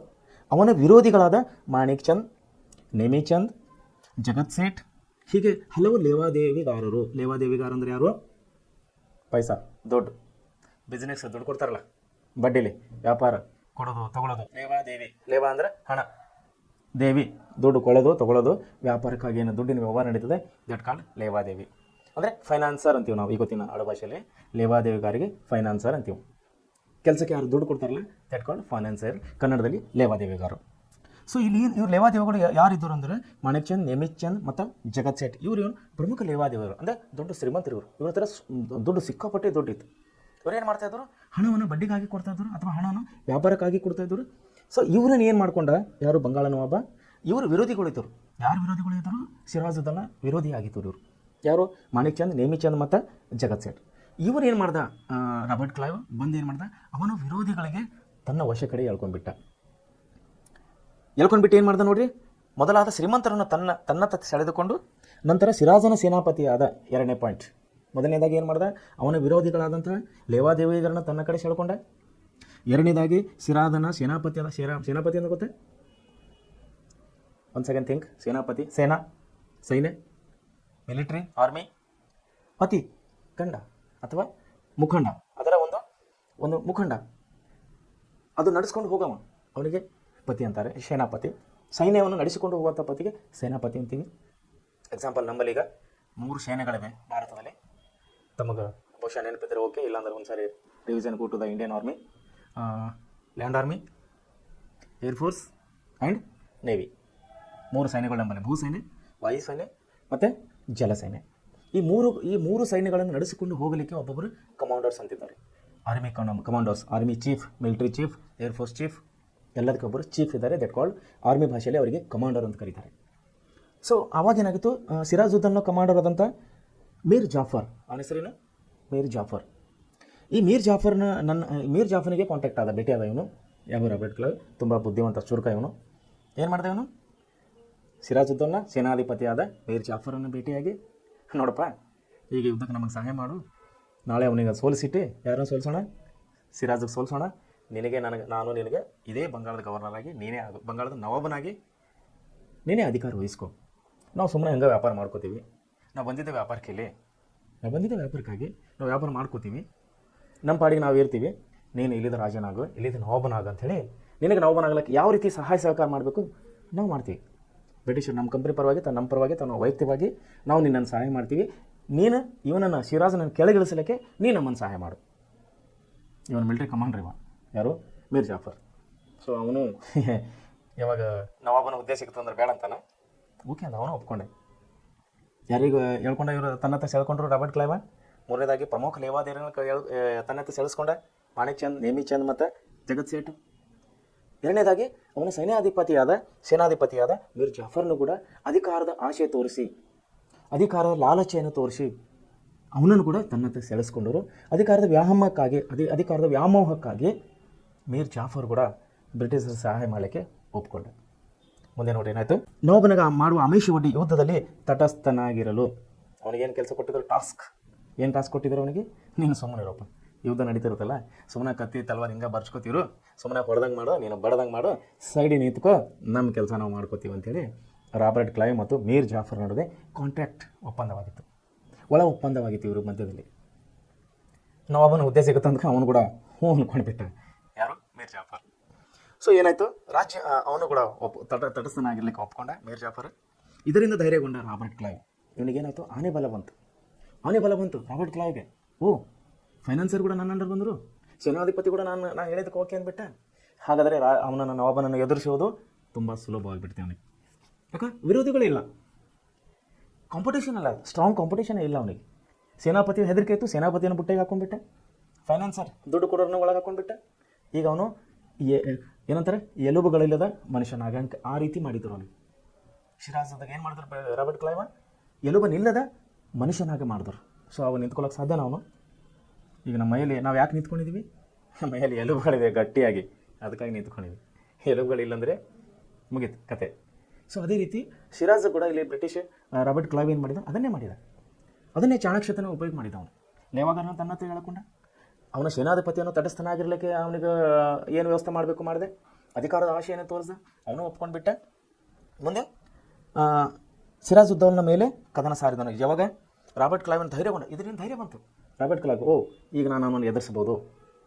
ರಾಬರ್ಟ್ ಕ್ಲೈವ್ ಏನು ಅನ್ಕೊಂಡ, ಇವಾಗ ನಾನು ಸಿರಾಜುದ್ದೌಲನ ಎದುರಿಸಬಹುದು ಅಂದ್ಕೊಂಡು ಏನು ಮಾಡ್ದ ಅವನು, ಪ್ಲಾಸಿ ಎಂಬ ಪ್ರದೇಶದಲ್ಲಿ 1757 ಜೂನ್ 3ರಂದು ನೋಡ್ರಿ, ಜೂನ್ 3 1757 57 ಜೂನ್ 23 ಜೂನ್ 23ರಂದು ಸಿರಾಜ್ ಉದ್ದೌಲನ ಮೇಲೆ ಕದನ ಸಾರಿದನು. ಪ್ಲಾಸಿ ಎಂಬಲ್ಲಿ ನಡೆದ ಕದನದಲ್ಲಿ ರಾಬರ್ಟ್ ಕ್ಲೈವನು ಯೋಚಿಸಿದಂತೆಯೇ ಎಲ್ಲವೂ ನಡೆಯಿತು. ಯುದ್ಧ ಭೂಮಿಯಿಂದ ಸಿರಾಜ್ ತಪ್ಪಿಸಿಕೊಂಡು ಏನು ಮಾಡ್ದ, ತಪ್ಪಿಸಿಕೊಂಡ ಸಿರಾಜ್ ಉದ್ದೌಲನು ಸೆರೆ ಹಿಡಿದು ಕೊಲ್ಲಲಾಯಿತು. ಯಾರಿಗೆ? ಸಿರಾಜ್ ಉದ್ದೌಲ, ಬಂಗಾಳ ನವಾಬನಿಗೆ. ಇಲ್ಲಿ ಏನಾಯಿತು, ಪ್ಲಾಸಿ ಕದನದಲ್ಲಿ ಅವನನ್ನು ಸೆರೆ ಹಿಡಿದು, ಅಂದರೆ ಅವನನ್ನು ಅರೆಸ್ಟ್ ಮಾಡಿ ಅವನಿಗೆ ಕೊಲ್ಲಲಾಯಿತು. ಮುಂದೆ ಇದೇ ಪ್ಲಾಸಿ ಎಂಬ ಒಂದು ಪ್ರದೇಶದಲ್ಲಿ ನಡೆದಂಥ ಯುದ್ಧಕ್ಕೆ ಪ್ಲಾಸಿ ಕದನ ಅಂತ ಕರಿತೀವಿ. 1757 ಜೂನ್ 23ರಂದು ನಡೆದಂಥ ಘೋರ ಕಾಳಗದಲ್ಲಿ ಸಿರಾಜ್ ಉದ್ದೌಲನು ಸಾಯ್ತಾನೆ. ಇಲ್ಲಿ ಬ್ರಿಟಿಷರು ಮತ್ತೆ ಪ್ರಬಲರಾಗುತ್ತಾರೆ. ಮುಂದೆ ಏನಾಯ್ತು ನೋಡಿ, ಇದ್ರ ಪರಿಣಾಮ ಯುದ್ಧ ಆಯಿತು, ಸಿರಾಜ್ ಉದ್ದೌಲ ಸತ್ತ, ಬ್ರಿಟಿಷರು ಪ್ರಬಲರಾದರು. ಮುಂದೆ ಏನಾಯಿತು ಕೆಲವು ವಿಷಯಗಳು ನೋಡ್ಕೊಳ್ಳೋಣ. ಈ ಯುದ್ಧವು ಭಾರತೀಯರಲ್ಲಿದ್ದಂಥ ಅನೈಕ್ಯತೆ ಸಂಘಟನೆ ಮತ್ತು ಈ ಕಾಲದ ವ್ಯಾಪಾರಿ ವರ್ಗದಲ್ಲಿದ್ದ ಲೋಭಿತನವನ್ನು ಪ್ರದರ್ಶಿಸಿತು. ಇಲ್ಲಿ ಲೋಭಿತನ ಅಂದರೆ ಸ್ವಾರ್ಥತೆಯನ್ನು, ವ್ಯಾಪಾರದಲ್ಲಿದ್ದಂಥ ಸ್ವಾರ್ಥತೆಯನ್ನು ತೋರಿಸ್ತು. ಮೀರ್ ಜಾಫರ್ ಬಂಗಾಳ ನವಾಬನಾದ. ಮೀರ್ ಜಾಫರ್ ಗೊತ್ತಲ್ಲ ನಿಮ್ಗೆ? ಯಾರಿದ್ರು? ಸಿರಾಜ್ ಉದ್ದೌಲನ ಸೇನಾಪತಿ. ಅವರು ಬ್ರಿಟಿಷರು ಮಾತು ಕೊಟ್ಟ ಹಾಗೆ ಅವನಿಗೆ ಬಂಗಾಳದ ನವಾಬನಾಗಿ ಮಾಡಿದ್ರು. ಯಾಕೆ? ಯುದ್ಧದಲ್ಲಿ ತಟಸ್ಥನಾಗಿದ್ದ, ಹೌದಲ್ಲ? ಪ್ಲಾಸಿ ಕದನದಲ್ಲಿ ಅವನು ತಟಸ್ಥನಾಗಿದ್ದ. ಇದರ ಲಾಭ ಬ್ರಿಟಿಷರಿಗಾಯಿತು. ಸಿರಾಜ್ ಉದ್ದೌಲ ಸತ್ತು ಹೋದ. ಮೀರ್ ಜಾಫರ್ನಿಗೆ ಬಂಗಾಳದ ನವಾಬನಾಗಿ ಬ್ರಿಟಿಷರು ನೇಮಿಸಿದರಲ್ಲಿ. ಕಂಪನಿಯು ಬಂಗಾಳ ಪ್ರಾಂತ್ಯದಲ್ಲಿ ವ್ಯಾಪಾರ ನಡೆಸಲು ಅನಿರ್ಬಂಧಿತ ಹಕ್ಕನ್ನು ಪಡೆಯಿತು. ಅನ್ಕಂಡೀಷನಲ್ ಅಂತಾರೆ. ಅನ್ಕಂಡೀಷನಲ್, ವಿಥೌಟ್ ಕಂಡೀಷನ್, ಯಾವುದೇ ರೀತಿ ಕಂಡೀಷನ್ ಇಲ್ಲ. ಬೇಕಾದಷ್ಟು ವ್ಯಾಪಾರ ಮಾಡ್ಕೊಪ್ಪ, ಬೇಕಾದಷ್ಟು ಲಾಭ ಮಾಡ್ಕೊ ನೀನು. ಬಂಗಾಳ ಸರ್ಕಾರದಿಂದ, ಬಂಗಾಳದ ನವಾಬನಿಂದ, ಯಾರಿಗರೀಗ ಇವರಿಗೆ ಬೇಕಾದಂಥ ಮನುಷ್ಯನೇ ಆಗಿದ್ದಾನಲ್ಲಿ. ಯಾರು? ಮೀರ್ ಜಾಫರ್. ಅವನು ವಿರೋಧಿಸ್ತದ ಮುಂಚೆ. ಯಾರು? ಸಿರಾಜ್ ಉದ್ದೌಲ ವಿರೋಧ ಮಾಡ್ತಾ ಇದ್ದೆ, ಅವರಿಗೆ ವ್ಯಾಪಾರಕ್ಕಾಗಿ ವಿರೋಧ ಮಾಡ್ತಾ ಇದ್ದ. ಲಾಭ ಬ್ರಿಟಿಷರಿಗೆ ಹೋಗ್ತಾ ಇದೆ, ಬಂಗಾಳ ಗವರ್ನರ್, ಬಂಗಾಳ ಸರ್ಕಾರಕ್ಕೆ ನಷ್ಟ ಆಗ್ತಾ ಇದೆ ಅಂತ ಅವನು ವಿರೋಧಿಸ್ತಾ ಇದ್ದ. ಅದನ್ನು ಕೆರಳಿಸಿತ್ತು ಇವರಿಗೆ, ಬ್ರಿಟಿಷರಿಗೆ. ಮುಂದೇನಾಯ್ತು? ಪ್ಲಾಸಿ ಕದನಲ್ಲಿ ಅವನು ಸತ್ತೋಗ್ಬಿಟ್ಟ. ಅವನ ಸೇನಾಧಿಪತಿ ಆದ ಮೀರ್ ಜಾಫರ್ನಿಗೆ ಬಂಗಾಳ ನವಾಬನಾಗಿ ಮಾಡಿದ್ರು. ಈಗ ಅವನು ಸುಮ್ಮನೆ ಕೂತು ಏನು ಮಾಡೋದು, ಆಯ್ತಪ್ಪ ಅನ್ಕಂಡೀಷನಲ್ ನೀವು ವ್ಯಾಪಾರ ಮಾಡ್ಕೊಳ್ಳಿ. ಅನಿರ್ಬಂಧಿತ ಅಂದರೆ ಯಾವುದೇ ರೀತಿ ನಿರ್ಬಂಧಗಳ, ಯಾವುದೇ ರೀತಿ ನಿಮಗೆ ಏನಂತಾರೆ ಅಡೆತಡೆಗಳಿಲ್ಲ, ಯಾವುದೇ ರೀತಿ ನಿಮಗೆ ಕಂಡೀಷನ್ಸ್ ಇಲ್ಲ, ನೀವು ಸಿಕ್ಕಾಪಟ್ಟೆ ವ್ಯಾಪಾರ ಮಾಡ್ಕೊಳ್ರಿ. ಮೀರ್ ಜಾಫರ್ ಅವರಿಗೆ ಆಜ್ಞೆಯನ್ನು ಕೊಟ್ಟುಬಿಟ್ಟ. ಸಿರಾಜನು ಕಲ್ಕತ್ತಾದ ಮೇಲೆ ನಡೆಸಿದ ಆಕ್ರಮಣಕ್ಕಾಗಿ ಯುದ್ಧ ಪರಿಹಾರವಾಗಿ ಮೀರ್ ಜಾಫರನು ಬ್ರಿಟಿಷ್ ಈಸ್ಟ್ ಇಂಡಿಯಾ ಕಂಪನಿಗೆ 17,70,00,000 ರೂಪಾಯಿಗಳನ್ನು ನೀಡಿದನು. 17 ಕೋಟಿ ನೋಡ್ರಿ, 17,70,00,000. 17,70,00,000. 1 2 3 4 5 17,70,00,000 ರೂಪಾಯಿಗಳನ್ನು ಮೀರ್ ಜಾಫರ್ನು ಬ್ರಿಟಿಷರಿಗೆ ಕೊಟ್ಟ. ಎದಕ್ಕೆ ಕೊಟ್ಟ? ಅವನು ಯುದ್ಧ ಪರಿಹಾರ ಅಂದರೆ ಯುದ್ಧದಲ್ಲಿ ಇವರ ಸಾಮಗ್ರಿಗಳ ಹಾಳೋದು, ಇವರು ಗುಂಡು ಮದ್ದುಗಳನ್ನು ಹಾಳೋದು, ಇವರ ಸೈನಿಕರು ಸತ್ತರು, ಇವರು ಪ್ರಜೆಗಳು ಸತ್ತರು, ಅದನ್ನೆಲ್ಲ ತುಂಬ ಕೊಡೋ ಸಲುವಾಗಿ ಅವನಿಗೆ ಬಂಗಾಳದ ನವಾಬನಾಗಿ ಮಾಡಿದ್ರಲ್ಲ, ಅದರ ಪರಿಹಾರವಾಗಿ 17,70,00,000 ರೂಪಾಯಿಯನ್ನು ಅವನ ಪರಿಹಾರ ರೂಪದಲ್ಲಿ ಬ್ರಿಟಿಷರಿಗೆ ಕೊಟ್ಟನು. ಸೊ ಮುಂದೆ ಏನಾಯಿತು? ಒಟ್ಟಾರೆ ಮೀರ್ ಜಾಫರನ್ನು ಕಂಪನಿ ಮತ್ತು ನೌಕರರ ಕೈಗೊಂಬೆಯಾಗುವ ಮೂಲಕ ನಿರಂತರ ಶೋಷಣೆಗೆ ಒಳಗಾದನು ಮೀರ್ ಜಾಫರ್. ನಿಮಗೆ ಗೊತ್ತಿದೆ, ರಾಬರ್ಟ್ ಕ್ಲೈವ್ ತುಂಬ ಬುದ್ಧಿವಂತ ಮನುಷ್ಯ. ಯಾರಿಗೆ ಏನು ಮಾಡಬೇಕನ್ನೋದು ಅವನಿಗೆ ಒಳ್ಳೆ ರೀತಿಯಲ್ಲಿ ತಿಳಿದಿತ್ತು. ಅವನ ಡಮ್ಮಿ ಕ್ಯಾಂಡಿಡೇಟ್ ಅಂತೇಳಿ ತಂದು ಕುಂದಿರ್ಸಿದ್ರು. ಅವನಿಗೆ ಸೇನಾಧಿಪತಿ ಇದ್ದ, ಗೊತ್ತಲ್ಲ, ಸಿರಾಜ್ ಉದ್ದೌಲನ ಹತ್ರ ಸೇನಾಧಿಪತಿ ಇದ್ದ ಮೀರ್ ಜಾಫರ್ನ. ಅವನಿಗೊಂದು ಡಮ್ಮಿ ಕ್ಯಾಂಡಿಡೇಟ್ ಅಂತೇಳಿ ತಂದು ನವಾಬನ ಸ್ಥಾನದಲ್ಲಿ ಕುಂದಿರ್ಸಿದ್ರು. ಇವರಿಗೆ ಬೇಕಾದಂಥ ಎಲ್ಲ ಪರ್ಮಿಷನ್ಗಳನ್ನು ತೊಗೋತಾ ಇದ್ದರು. ಇವರ ವ್ಯಾಪಾರಕ್ಕಾಗಿ, ಇವರ ಸ್ವಾರ್ಥತೆಗಾಗಿ, ಇವರ ಲಾಭಕ್ಕಾಗಿ ಯಾವ್ಯಾವ ರೀತಿ ಏನೇನು ಸಿಗ್ನೇಚರ್ ಮಾಡಿಸ್ಬೇಕು, ಏನೇನು ಒಂದು ಪರ್ಮಿಷನ್ ತೊಗೋಬೇಕು ಅವನ ಹತ್ರ ತೊಗೋತಾ ಇದ್ದರು. ಇವರು ಡೆವಲಪ್ ಹಾಕೋದು ಬಂದು ಅವನು ದಿನನಿತ್ಯವಾಗಿ ಇವರ ಶೋಷಣೆಗೆ ಒಳಗಾದ, ಬ್ರಿಟಿಷರ ಶೋಷಣೆಗೆ ಒಳಗಾಗ್ತಾ ಇದ್ದ. ಅದೇ ಕೊಟ್ಟ ನೋಡಿ. ಒಟ್ಟಾರೆ ಮೀರ್ ಜಾಫರ್ನ ಕಂಪನಿ ಮತ್ತು ನೌಕರ ಕೈಗೊಂಬಾಗಿ ಕೆಲಸ ಮಾಡುವಂಥ ಪರಿಸ್ಥಿತಿ ಬಂತು. ಯಾಕಂದರೆ ಅವನಿಗೆ ನವಾಬ್ ಮಾಡಿನವರು ಇವರೇ, ಮತ್ತು ಅವ್ರು ಹೇಳಿದ್ದು ಕೇಳಬೇಕಲ್ಲ. ಮೂಲಕ ನಿರಂತರ ಶೋಷಣೆಗೆ ಒಳಗಾದನು. ಇದರಿಂದ ನವಾಬನ ಬೊಕ್ಕಸ ಬರಿದಾಯಿತು, ಖಾಲಿ ಆಯಿತು. ಧನ ಪಿಸಾಚಿಗಳಾದ ಕಂಪನಿಯ ಅಧಿಕಾರಿಗಳು ಧನ ಪಿಸಾಚಿಗಳಾದ ಕಂಪನಿಯ ಅಧಿಕಾರಿಗಳ ತೃಷೆ ಮಾತ್ರ ತೀರಲಿಲ್ಲ. ತೃಷೆ ಅಂದರೆ ಇಲ್ಲಿ ತೃಪ್ತಿ, ಆಶೆ ಅಥವಾ ಅಧಿಕಾರ ದಾಹ ಅಂತೇಳಿ ನಾವು ಕರಿತೀವಿ. ಅವ್ರ ಅಧಿಕಾರ ದಾಹ ಮಾತ್ರ ತೀರಲಿಲ್ಲ. ಅವನ ಬೊಕ್ಕಸ ಖಾಲಿ ಆಯಿತು, ಮೀರ್ ಜಾಫರ್ನ ಬೊಕ್ಕಸ ಖಾಲಿ ಆಯಿತು. ಆದರೆ ಇವರು ಅಧಿಕಾರ ದಾಹನ ತೀರಲಿಲ್ಲ ಬ್ರಿಟಿಷರು. ಪರಿಣಾಮವಾಗಿ ಬ್ರಿಟಿಷರು ಮೀರ್ ಜಾಫರ್ ಅಸಮರ್ಥನೆಯನ್ನು ಬಿಂಬಿಸಿ ಮತ್ತು ಮುಂದೆ ನೋಡಿ ಏನು ಮಾಡಿದ್ರು, ತಂದು ಕುಂದರ್ಸಿನವರವರೇ, ಇವನು ಮಿಲಿಟರಿ ಕಮಾಂಡರ್ ಅಂತ ಗೊತ್ತು, ಸೇನಾಪತಿ ಅಂತ ಗೊತ್ತು, ಸರ್ಕಾರ ಇಡೀ ಬಂಗಾಳ ಪ್ರಾಂತವನ್ನು ಅವನಿಗೆ ಕಂಟ್ರೋಲ್ ಆಗಲ್ಲ ಅಂತ ಗೊತ್ತು. ಆದರೂ ಏನು ಮಾಡಿದ್ರೆ ಅವ್ರನ್ನ ನವಾಬ ಸ್ಥಾನದಲ್ಲಿ ತಂದು ಕುಂದರ್ಸಿನವ್ರು ಇವ್ರಿ. ಈಗೇನಂತಾರೆ, ನೀ ಅಸಮರ್ಥಿದ್ದಪ್ಪ, ನೀನು ಬಲ್ಲಿ ಕೆಪಾಸಿಟಿ ಇಲ್ಲಪ್ಪ ಸರ್ಕಾರ ನಡೆಸ್ಕೊಳ್ಳೋದು ಅಂಥೇಳಿ ಉಲ್ಟಾ ಅವನ ಮೇಲೆ ಈಗ ರಿವರ್ಸ್ ಆಗ್ತಾಯಿದೆ. ನೋಡಿ ಮುಂದೆ ಏನಾಗ್ತಾಯಿದೆ, ಆ ಸಮರ್ಥನೆಯನ್ನು ಬಿಂಬಿಸಿ ಅವನನ್ನು ನವಾಬ ಸ್ಥಾನದಿಂದ ಪಚಿತಗೊಳಿಸಿ, ನೋಡಿರಿ ಅವನನ್ನು ನವಾಬನ ಸ್ಥಾನದಿಂದ ಕೆಳಗಿಳಿಸಿ ಪಚಿತ ಮಾಡಿ ಸಸ್ಪೆಂಡ್ ಮಾಡಿ ಅವನ ಅಳಿಯನಾದ ಮೀರ್ ಕಾಸಿಮನನ್ನು ಬಂಗಾಳದ ನವಾಬನನ್ನು ನೇಮಿಸಿದರು. ಬ್ರಿಟಿಷರು ತುಂಬ ಚುರುಕರಲ್ಲಿ, ಬ್ರಿಟಿಷರು ತುಂಬ ಬುದ್ಧಿವಂತರು. ಏನು ಮಾಡಬೇಕು, ಮುಂದೆ ಏನು ಮಾಡಬೇಕು, ಯಾವ ರೀತಿ ಆದರೆ ಏನಾಗ್ತದೆ, ಯಾವ ನವಾಬನಿದ್ರೆ ಏನಾಗ್ತದೆ, ನಮ್ಮ ವ್ಯಾಪಾರ ಯಾವ ರೀತಿ ನಡೀತದೆ ಅಂತೇಳಿ ತುಂಬ ಸ್ಟಡಿ ಮಾಡ್ತಾಯಿದ್ರು ಅವರು. ಇಲ್ಲಿ ನೋಡಿ ಯಾವ ರೀತಿ ಅವರು ಬದಲಾವಣೆಗಳು ತರ್ತಾ ಇದ್ದಾರೆ. ಸಿರಾಜುದ್ದನ್ನು ಕೊಲ್ದವರು, ಲೇವಾದೇವಿಗಳನ್ನು ಬುಟ್ಟೆಗೆ ಹಾಕ್ಕೊಂಡ್ರು, ಮೀರ್ ಜಾಫರನ್ನು ನವಾಬ ಮಾಡ್ತೀನಂದರು, ಮಾಡಿದರು. ಮುಂದೆ ನಿನ್ನ ಕೈಲಿ ಆಗೋದಿಲ್ಲಪ್ಪ, ನಿನ್ನ ಕೆಳಗಡೆ ನಿನ್ನ ಹಳೆಯ ಮೀರ್ ಕಾಸಿಮನ ತಂದು ಕುಂದಿಸ್ತೀನಿ ಅಂತೇಳಿ ಇಲ್ಲಿ ಏನು ಮಾಡಿದ್ರು, ಮೀರ್ ಕಾಸಿಮನನ್ನು ಬಂಗಾಳದ ನವಾಬನಾಗಿ ನೇಮಿಸಿದ್ರು. ಇಲ್ಲಿಗೇನಾಯಿತು, ಪ್ಲಾಸಿ ಕದನ ಇಲ್ಲಿಗೆ ಮುಕ್ತಾಯವಾಗ್ತದೆ. ಸೊ ಇಲ್ಲಿ ಏನಾಗ್ತದೆ ಅನ್ನೋದನ್ನು ನೆನಪಲ್ಲಿ ಇಡಬೇಕು ನಾವು. ಪ್ಲಾಸಿ ಕದನ 1757 ಜೂನ್ 23ರಂದು ಪ್ಲಾಸಿ ಎಂಬಂಥ ಬಂಗಾಳ ಪ್ರಾಂತದ ಪ್ಲಾಸಿ ಎಂಬಂಥ ಊರಲ್ಲಿ ಅಥವಾ ಪ್ರದೇಶದಲ್ಲಿ ಒಂದು ಯುದ್ಧ ನಡೀತದೆ. ಯಾರ್ಯಾರ ಮಧ್ಯದಲ್ಲಿ, ಸಿರಾಜುದ್ದೌಲ್ ಮತ್ತು ಬಂಗಾಳದ ನವಾಬನಾದ ಸಿರಾಜುದ್ದೌಲ್ ಮತ್ತು ಬ್ರಿಟಿಷರ ಮಧ್ಯೆ, ಬ್ರಿಟಿಷ್ ಅಧಿಕಾರಿದಂಥ ರಾಬರ್ಟ್ ಕ್ಲೈವ್ನ ಮಧ್ಯೆ ಘೋರ ಯುದ್ಧ ನಡೀತದೆ.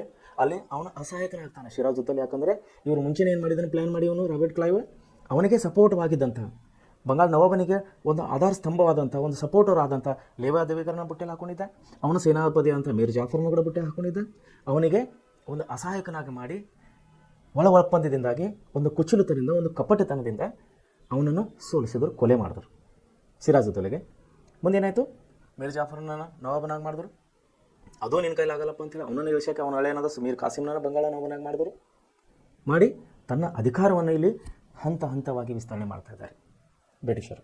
ಹಂತ ಹಂತವಾಗಿ ತನ್ನ ಅಧಿಕಾರವನ್ನು ಇಲ್ಲಿ ವಿಸ್ತರಣೆ ಮಾಡ್ತಾ ಇದ್ದಾರೆ ಬ್ರಿಟಿಷರು. ಹೆಸರಿಗೆ ಮಾತ್ರ ಈಸ್ಟ್ ಇಂಡಿಯಾ ಕಂಪನಿ. ಇವರು ತನ್ನ ಹಿತಾಸಕ್ತಿಗಳನ್ನು ಇಲ್ಲಿ ತನ್ನ ಲಾಭಕ್ಕಾಗಿ, ತನ್ನ ವೈಯಕ್ತಿಕ ಲಾಭಕ್ಕಾಗಿ ಕೂಡ ಅವರು ಪರಿಶ್ರಮ ಪಡ್ತಾ ಇದ್ದಾರೆ, ಇಲ್ಲಿ ಒಂದು ಕಷ್ಟಪಡ್ತಾ ಇದ್ದಾರೆ. ಸೊ ಇಲ್ಲಿ ಏನಾಗ್ತಾ ಇದೆ ಅಂದರೆ, ಇಲ್ಲಿಗೆ ಪ್ಲಾಸಿ ಕದನ ಮುಕ್ತಾಯವಾಗ್ತದೆ.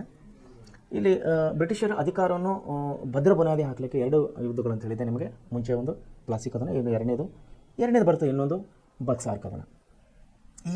ಈ ವಿಷಯಗಳನ್ನು ನಿಮಗೆ ಪ್ರೆಸೆಂಟ್ ಕ್ಲಾಸಸ್ನಿಂದ ಕೊಡುವಂಥ ಪ್ರತಿಯೊಂದು ವಿಷಯಗಳನ್ನು ತಾವು ಒಳ್ಳೆಯ ರೀತಿಯಲ್ಲಿ ಗಮನದಲ್ಲಿ ಇಟ್ಕೋಬೇಕಂತ ನಾನು ಕೇಳ್ಕೊತೀನಿ. ಬಿಕಾಸ್ ಈ ವಿಷಯಗಳನ್ನು ನಿಮಗೆ ಇನ್ ಫ್ಯೂಚರ್, ನಾನು ಪದೇ ಹೇಳ್ತಾ ಇದ್ದೀನಿ, ಇನ್ ಫ್ಯೂಚರ್ ನಿಮ್ಮ ಮುಂದಿನ ಜೀವನಕ್ಕಾಗಿ, ನಿಮ್ಮ ಮುಂದಿನ ಅಭ್ಯಾಸಕ್ಕಾಗಿ ಈ ವಿಷಯಗಳು ತುಂಬ ಅತಿ ಮುಖ್ಯವಾಗಿವೆ.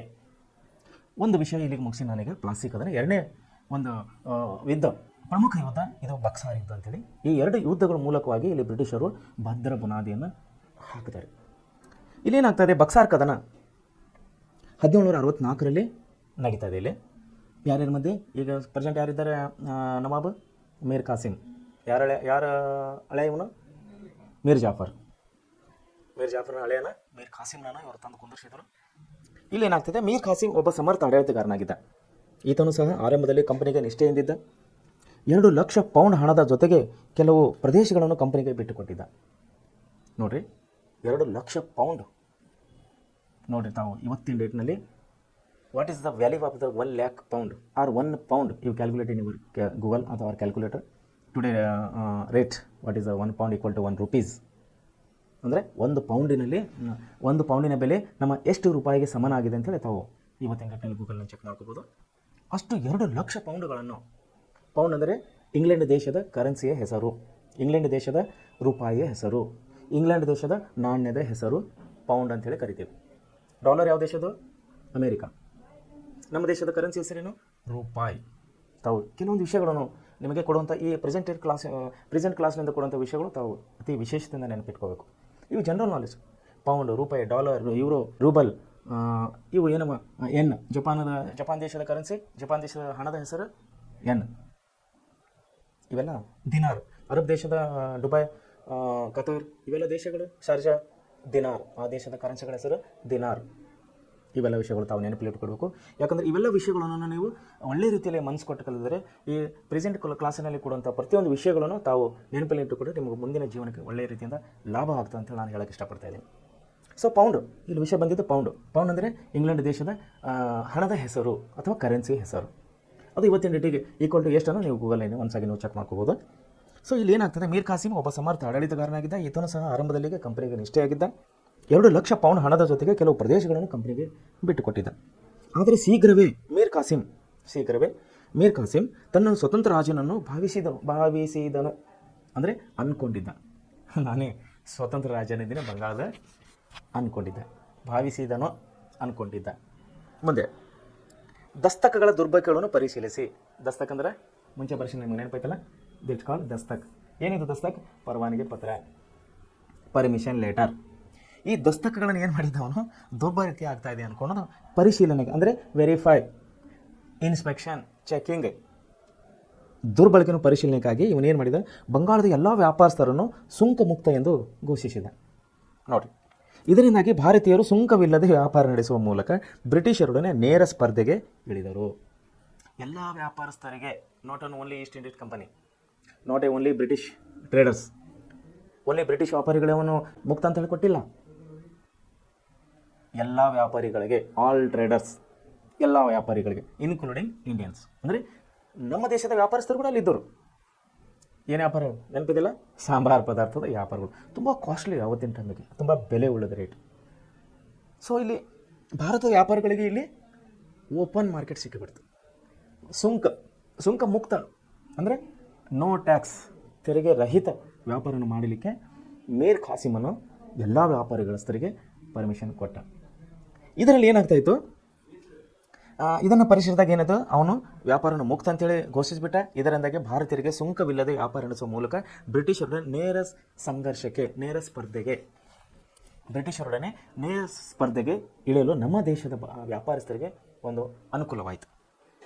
ಪರಿಣಾಮ ಏನಾಯಿತು, ಬ್ರಿಟಿಷರ ವ್ಯಾಪಾರಕ್ಕೆ ಭಾರಿ ಹೊಡೆತ ಬಿತ್ತು.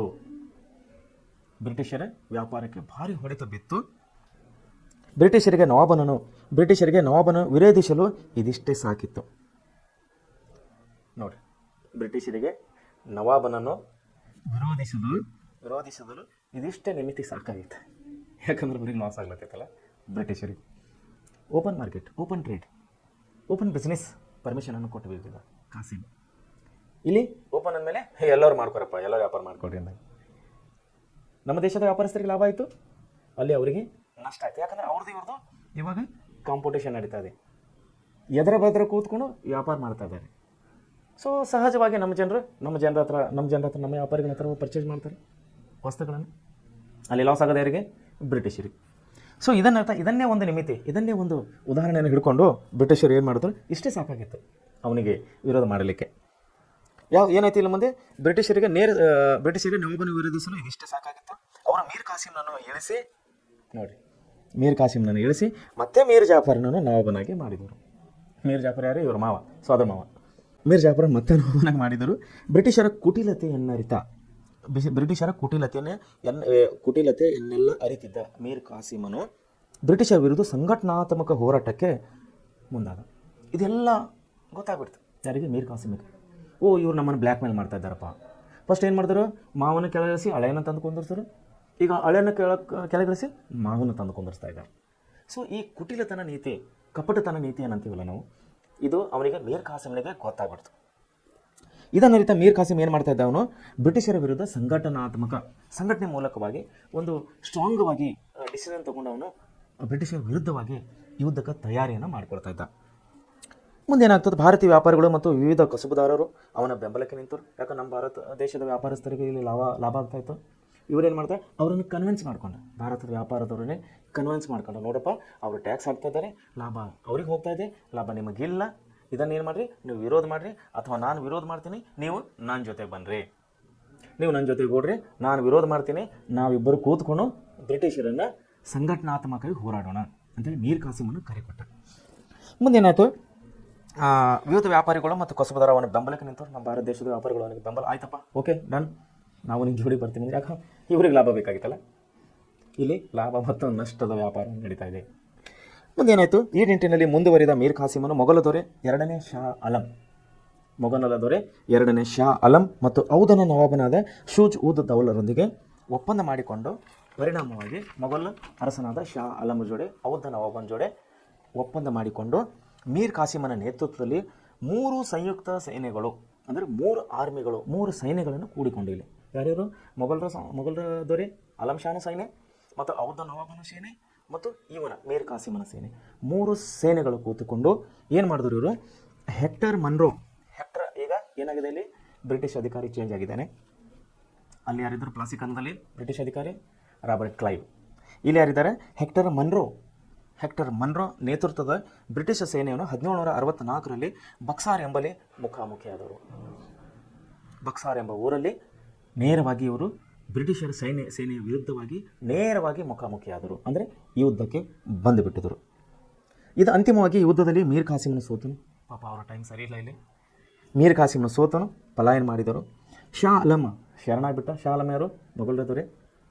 ಬ್ರಿಟಿಷ್ ಶಕ್ತಿಗೆ ತಡೆಯೊಡ್ಡುವ ಈ ಒಕ್ಕೂಟದ ಪ್ರಯತ್ನ ಸಂಪೂರ್ಣವಾಗಿ ವಿಫಲವಾಗಿತ್ತು. ಬಕ್ಸಾರ್ ಕದನದಲ್ಲಿ ಯಾರು ಸೋತುಬಿಟ್ಟ? ಅಲ್ಲಿ ಮೀರ್ ಕಾಸಿಮ್ ಸೋತುಬಿಟ್ಟ. ಪ್ಲಾಸಿ ಕದನದಲ್ಲಿ ಯಾರು ಸೋತುಬಿಟ್ಟಿದ್ರು? ಮೀರ್ ಜಾಫರ್ ಸೋತುಬಿಟ್ಟ. ಸಿರಾಜುದ್ದೌಲ ಸೋತುಬಿಟ್ಟಿದ್ದ. ಸಿರಾಜುದ್ದೌಲ ಸೋತಿನ ನಂತರ ಅವನ ಸೇನಾಧಿಪತಿಯಾದ ಮೀರ್ ಜಾಫರ್ನ ತಂದು ಕೂರಿಸಿದರು. ಅವನ ಅಳಿಯಾದಂಥ ಯಾರು ಇವರು? ಮೀರ್ ಕಾಸಿಮನನ್ನು ಬಕ್ಸಾರ್ ಕದನದಲ್ಲಿ ಸೋಲಿಸಿ ಇಲ್ಲಿ ಬ್ರಿಟಿಷರು ಮತ್ತೆ ಪ್ರಬಲರಾದರು. ಏನು ಪರಿಣಾಮ? ಇಲ್ಲಿ ಸೋತುಬಿಟ್ರು. ಮೀರ್ ಕಾಸಿಮ್ನ ಸೋತುಬಿಟ್ಟ. ಮೊಘಲರ ದೊರೆಗಳಲ್ಲಿ ಸೋತುಬಿಟ್ರು. ಔದನ ನವಾಬರಲ್ಲಿ ಸೋಲ್ಬಿಟ್ರು. 3 ಸಂಯುಕ್ತ ಪಡೆಗಳು ಬ್ರಿಟಿಷರ ಮೇಲೆ ಯುದ್ಧಕ್ಕೆ ಬಂದಿದ್ದರು. ಇಲ್ಲಿ ಬಕ್ಸಾರ್ ಕದನ 1764ರಲ್ಲಿ. ಸೊ ಇಲ್ಲಿ ಏನಾಯ್ತು? ಬ್ರಿಟಿಷರ ಪ್ರಾಬಲ್ಯ ಇನ್ನೂ ಪ್ರಬಲ ಆಗ್ತಾ ಬಂತು. ಇದರ ಪರಿಣಾಮವಾಗಿ ಅಂದರೆ ಬಕ್ಸಾರ್ ಕದನದಲ್ಲಿ ಮೀರ್ ಕಾಸಿಮನ ಸೋಲ್ತಾನೆ. ಬ್ರಿಟಿಷರು ಇಲ್ಲಿ ಮತ್ತೆ ಜಯ ಆಗ್ತಾರೆ. ಇವರು ಪ್ರಾಬಲ್ಯವನ್ನು ಹೆಚ್ಚಿದಾಗುತ್ತದೆ. ಇದರ ಪರಿಣಾಮ ಏನಾಗ್ತಂದ್ರೆ ಮುಂದೆ ಬ್ರಿಟಿಷ್ ಈಸ್ಟ್ ಇಂಡಿಯಾ ಕಂಪನಿಗೆ ಬಂಗಾಳದ ಮೇಲಿನ ದಿವಾನಿ ಹಕ್ಕನ್ನು 2ನೇ ಶಾ ಆಲಂ ನೀಡಿದ. ಇವರೆಲ್ಲ ಮೊಘಲ್ ಸಾಮ್ರಾಜ್ಯದಲ್ಲಿ ಒಂದು ನವಾಬರಾಗಿದ್ದರು. ಒಂದೊಂದು ಪ್ರಾಂತಕ್ಕೆ ಒಬ್ಬೊಬ್ಬರು ನವಾಬರಾಗಿದ್ದರು. ಯಾರು? ಸಿರಾಜುದ್ದೌಲ, ಮೀರ್ ಕಾಸಿಮ, ಮೀರ್ ಜಾಫರ್, ಇವರೆಲ್ಲ ನವಾಬರು. ಅಂದರೆ ಅಷ್ಟು ಏರಿಯಾದ ನೀವು ಒಂದು ಅಧಿಕಾರ ನೋಡ್ಕೋಪ್ಪ ಅನ್ನಂಗೆ. ನವಾಬ್ ಅಂದ್ರೇನು? ಇಷ್ಟು ಏರಿಯಾದ ಇಷ್ಟು ನೀನು ಭೂಗೋಳ ಪ್ರದೇಶದ ನೀವು ಒಂದು ಅಧಿಕಾರ ನೋಡ್ಕೋಪ್ಪ ಅನ್ನಂಗೆ. ಸೊ ಇಲ್ಲೇನಾಯಿತು? ಬ್ರಿಟಿಷ್ ಈಸ್ಟ್ ಇಂಡಿಯಾ ಕಂಪನಿಗೆ ಬಂಗಾಳ ಮೇಲಿನ ದಿವಾನಿ ಹಕ್ಕನ್ನು ಯಾರು ಕೊಟ್ಟರು? ದಿವಾನಿ ಹಕ್ಕಂದ್ರೆ ನಿಮ್ಮ ಒಂದು ವಿಷಯ ನಿಮ್ಮನ್ನು ಹೇಳೋಕ್ಕೆ ಇಷ್ಟಪಡ್ತೀನಿ. ದಿವಾನಿ ಹಕ್ಕಂದ್ರೆ ಏನಂದ್ರೆ ಭೂ ಕಂದಾಯ ವಸೂಲು ಮಾಡುವ ಹಕ್ಕು. ದಿವಾನಿ ಹಕ್ಕು.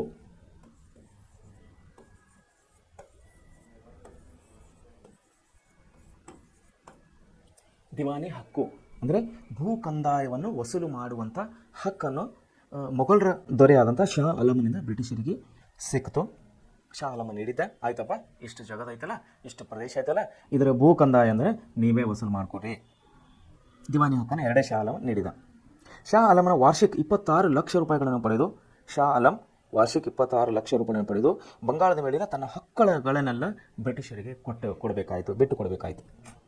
ವಾರ್ಷಿಕ ಅಂದರೆ ವರ್ಷಕ್ಕೆ ಎಷ್ಟು ರೂಪಾಯಿ?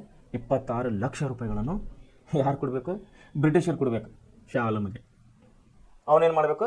ಎಲ್ಲ ಹಕ್ಕುಗಳನ್ನು ಇವರಿಗೆ ಬಿಟ್ಟುಕೊಟ್ಟ. ಆಯ್ತಪ್ಪ, ನೀವು ವ್ಯಾಪಾರ ಆದ್ರೆ ಮಾಡಿಕೊಡಿ, ವ್ಯವಸಾಯ ಆದ್ರೆ ಮಾಡಿಕೊಡಿ, ಕೈಗಾರಿಕೆ ಆದ್ರೆ ಸ್ಥಾಪನೆ ಮಾಡಿರಿ, ಬಂದರುಗಳನ್ನು ಕಟ್ಕೊರಿ, ಏನಾದರೂ ಭೂ ಕಂದಾಯನ ವಸೂಲು ಮಾಡಿಕೊಡಿ.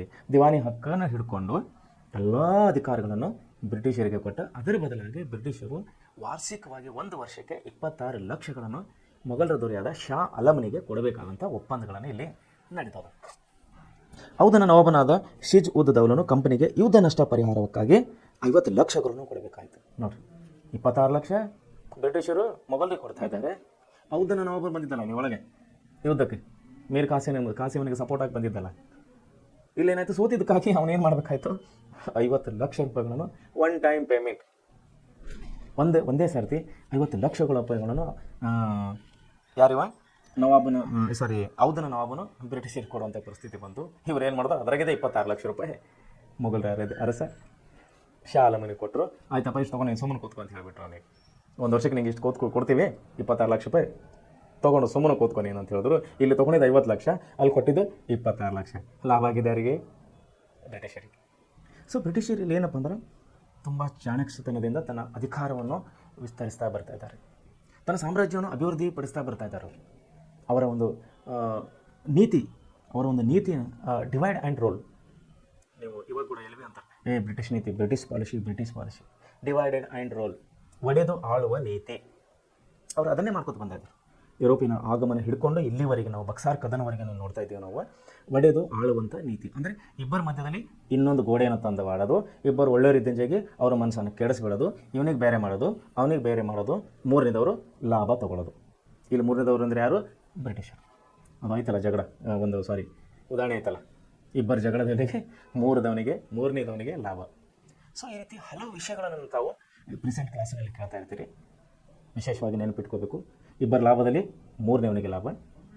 ಇದೇ ಪಾಲಿಸಿ ಡಿವೈಡೆಡ್ ಆ್ಯಂಡ್ ರೂಲ್, ಒಡೆದು ಆಳುವ ನೀತಿ, ಈ ನೀತಿಯನ್ನು ಬ್ರಿಟಿಷರು ಪಾಲಿಸ್ತಾ ಬರ್ತಾ ಇದ್ದಾರೆ. ಇಲ್ಲೇನಾಗಿದೆ, ಮೀರ್ ಖಾಸಿಮನ್ ಏನು ಮಾಡಿದ್ದ? ಇಬ್ಬರನ್ನು ಸಹಾಯ ಕೇಳಿದ ಬಕ್ಸರ್ ಕದನದಲ್ಲಿ, ಅಲಂ ಶಾಗೆ ಮತ್ತು ಔದ ನವಾಬಗೆ. ಅವ್ರ ಟೈಮ್ ಸರಿ ಇಲ್ಲ, ಸೋತರು. ಬದಲಾಗಿ ಔದ ನವಾಬನ 50 ಲಕ್ಷ ರೂಪಾಯಿ ತೊಗೊಂಡ್ರು, ಅವನ ಕಡೆ 26 ಲಕ್ಷ ರೂಪಾಯಿ ಶಾ ಆಲಂಗೆ ಕೊಟ್ಟು ನೀನು ಸುಮ್ಮನೆ ಕೂತ್ಕೋಪ್ಪ ಅಂತೇಳಿ ಅವನಿಗೆ ಸುಮ್ಮನೆ ಕೂತಿಸಿದ್ರು. ಅಧಿಕಾರ ಯಾರ ಕೈಯಲ್ಲಿ ಬಂತು? ಬ್ರಿಟಿಷರ ಕೈಯಲ್ಲಿ.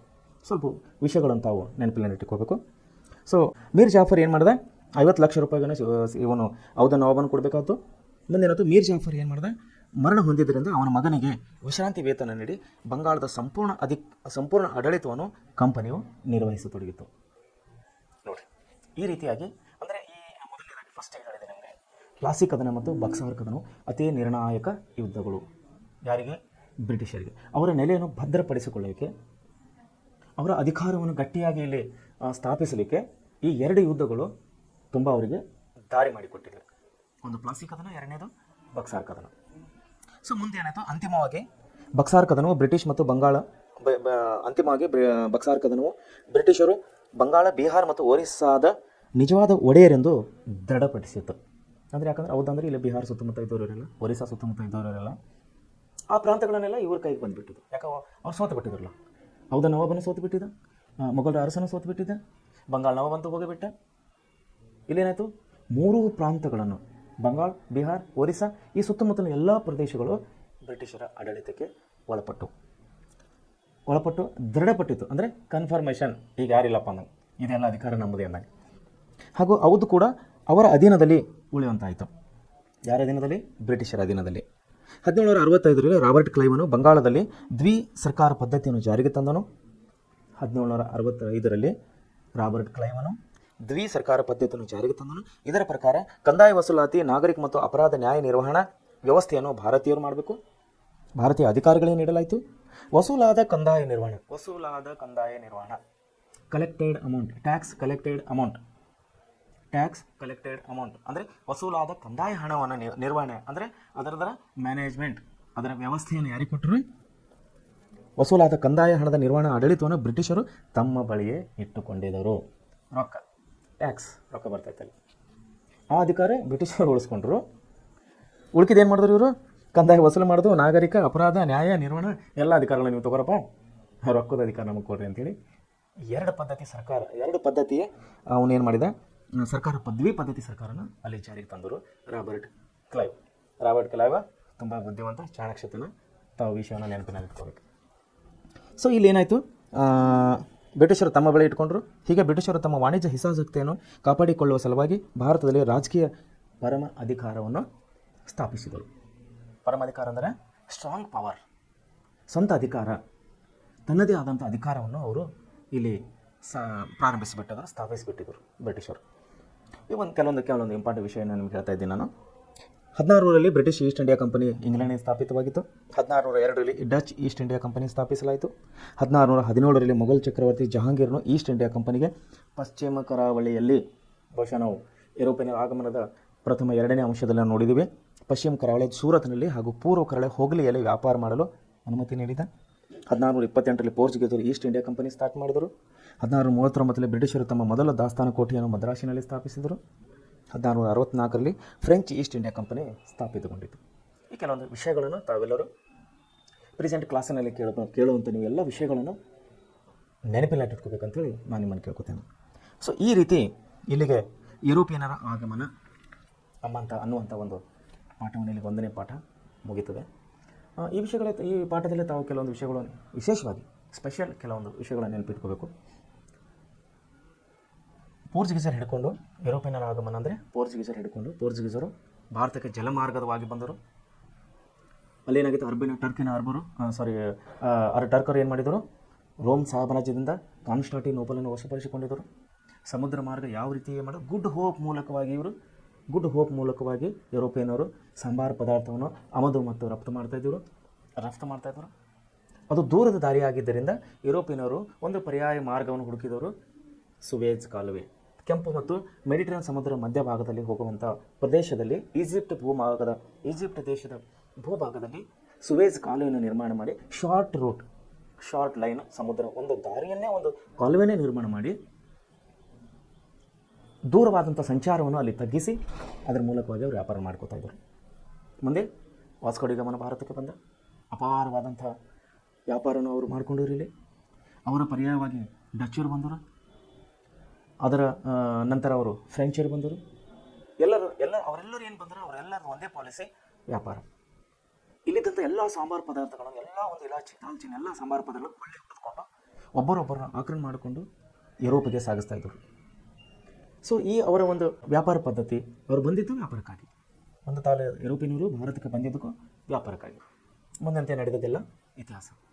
ಸೊ ಬರುತ್ತಾ ಪೋರ್ಚುಗೀಸರು ಬಲಹೀನರಾದರು, ಡಚ್ಚರು ಬಲಹೀನರಾದರು, ಫ್ರೆಂಚರು ಬಲಹೀನರಾದರು, ಗಟ್ಟಿಯಾಗಿ ಉಳಿಕೊಂಡವರು ಬ್ರಿಟಿಷರು. ಕೊನೆಯದಾಗಿ ಅವರ ಅಧಿಕಾರವನ್ನು ದೃಢಪಡಿಸಿದ ಯಾವ ಯುದ್ಧಗಳು? 2 ಯುದ್ಧಗಳು. ಒಂದು ಪ್ಲಾಸಿ ಕದನ, 2ನೇದು ಬಕ್ಸಾರ್ ಕದನ. ಈ 2 ಕದನಗಳಿಂದ ಬ್ರಿಟಿಷರು ಬಂಗಾಳ, ಒರಿಸ್ಸಾ ಮತ್ತು ಬಿಹಾರ್ ಔಧನ ಪ್ರಾಂತಗಳನ್ನೆಲ್ಲ ಕೊಂಡು ಪರಮಾಧಿಕಾರವನ್ನು ಅವರು ಹೊಂದಿಕೊಂಡಿದ್ದರು. ಅವರಿಗೆ ಕಪ್ಪು ಕಾಣಿಕೆಗಳನ್ನು ಕೊಟ್ಟು, ಅವರಿಗೆ ಒಂದು ಸಮ ಅಮೌಂಟನ್ನು ಕೊಟ್ಟು, ದುಡ್ಡು ಕೊಟ್ಟು ಅವರಿಗೆ ಸಮಾಧಾನಪಡಿಸಿ ಎಲ್ಲ ಅಧಿಕಾರಗಳನ್ನು ಬ್ರಿಟಿಷರು ತನ್ನ ಕೈಗಳು ತಗೊಂಡಿದ್ದರು. ಸೊ ಇಲ್ಲಿಗೆ 1ನೇ ಪಾಠ, ಭಾರತಕ್ಕೆ ಯುರೋಪಿಯನ್ನರ ಆಗಮನ ಅಂತ ಪಾಠವನ್ನು ಇಲ್ಲಿ ಮುಕ್ತಾಯವಾಗ್ತದೆ. ಈ ಪ್ರೆಸೆಂಟ್ ಕ್ಲಾಸ್ನಲ್ಲಿ ಕಲಿದಂಥ ಎಲ್ಲ ವಿಷಯಗಳನ್ನು ತಾವು ನೆನಪಿಟ್ಟುಕೊಳ್ಬೇಕು, ಒಳ್ಳೆ ರೀತಿಯಲ್ಲಿ ನೆನಪಿಟ್ಟುಕೊಳ್ಬೇಕು. Because this is a very important in your future study and your future life. ನಿಮ್ಮ ಮುಂದಿನ ಅಭ್ಯಾಸಕ್ಕಾಗಿ ಮತ್ತು ಮುಂದಿನ ಜೀವನಕ್ಕಾಗಿ ಈ ವಿಷಯಗಳು ತುಂಬ ಉಪಯೋಗವಾಗಿದೆ. ಸೊ ಇಲ್ಲಿಗೆ ಈ ಪಾಠನ ಮುಗಿಸ್ತಾ ಇದ್ದೀನಿ. ನಾಳೆಯಿಂದ ಮತ್ತೆ 2ನೇ ಪಾಠಕ್ಕೆ ಹೋಗೋಣ. ದಯಮಾಡಿ ತಾವು ವಿಷಯಗಳು ಇನ್ನೊಂದು ಸಾರಿ ನೆನಪಿಟ್ಕೋಬೇಕು. ತುಂಬ ಥ್ಯಾಂಕ್ಸ್ ಎಲ್ಲ ಮಕ್ಕಳಿಗೆ. ಒಳ್ಳೆ ರೀತಿಯಲ್ಲಿ ಓದ್ಕೊಡ್ರಿ. ಯಾವುದಾದ್ರೂ ವಿಷಯ ತಿಳಿದಿಲ್ಲ ಅಂದರೆ ಪುನಃ ನಮ್ಮನ್ನು ಕೇಳಿ, ನಿಮ್ಮ ಸಂಶಯಗಳನ್ನು, ನಿಮ್ಮ ತಿಳಿಯಲಾರದ ವಿಷಯಗಳನ್ನು ನಾವು ತಿಳಿಸಿಕೊಡ್ತೇವೆ. Thank you.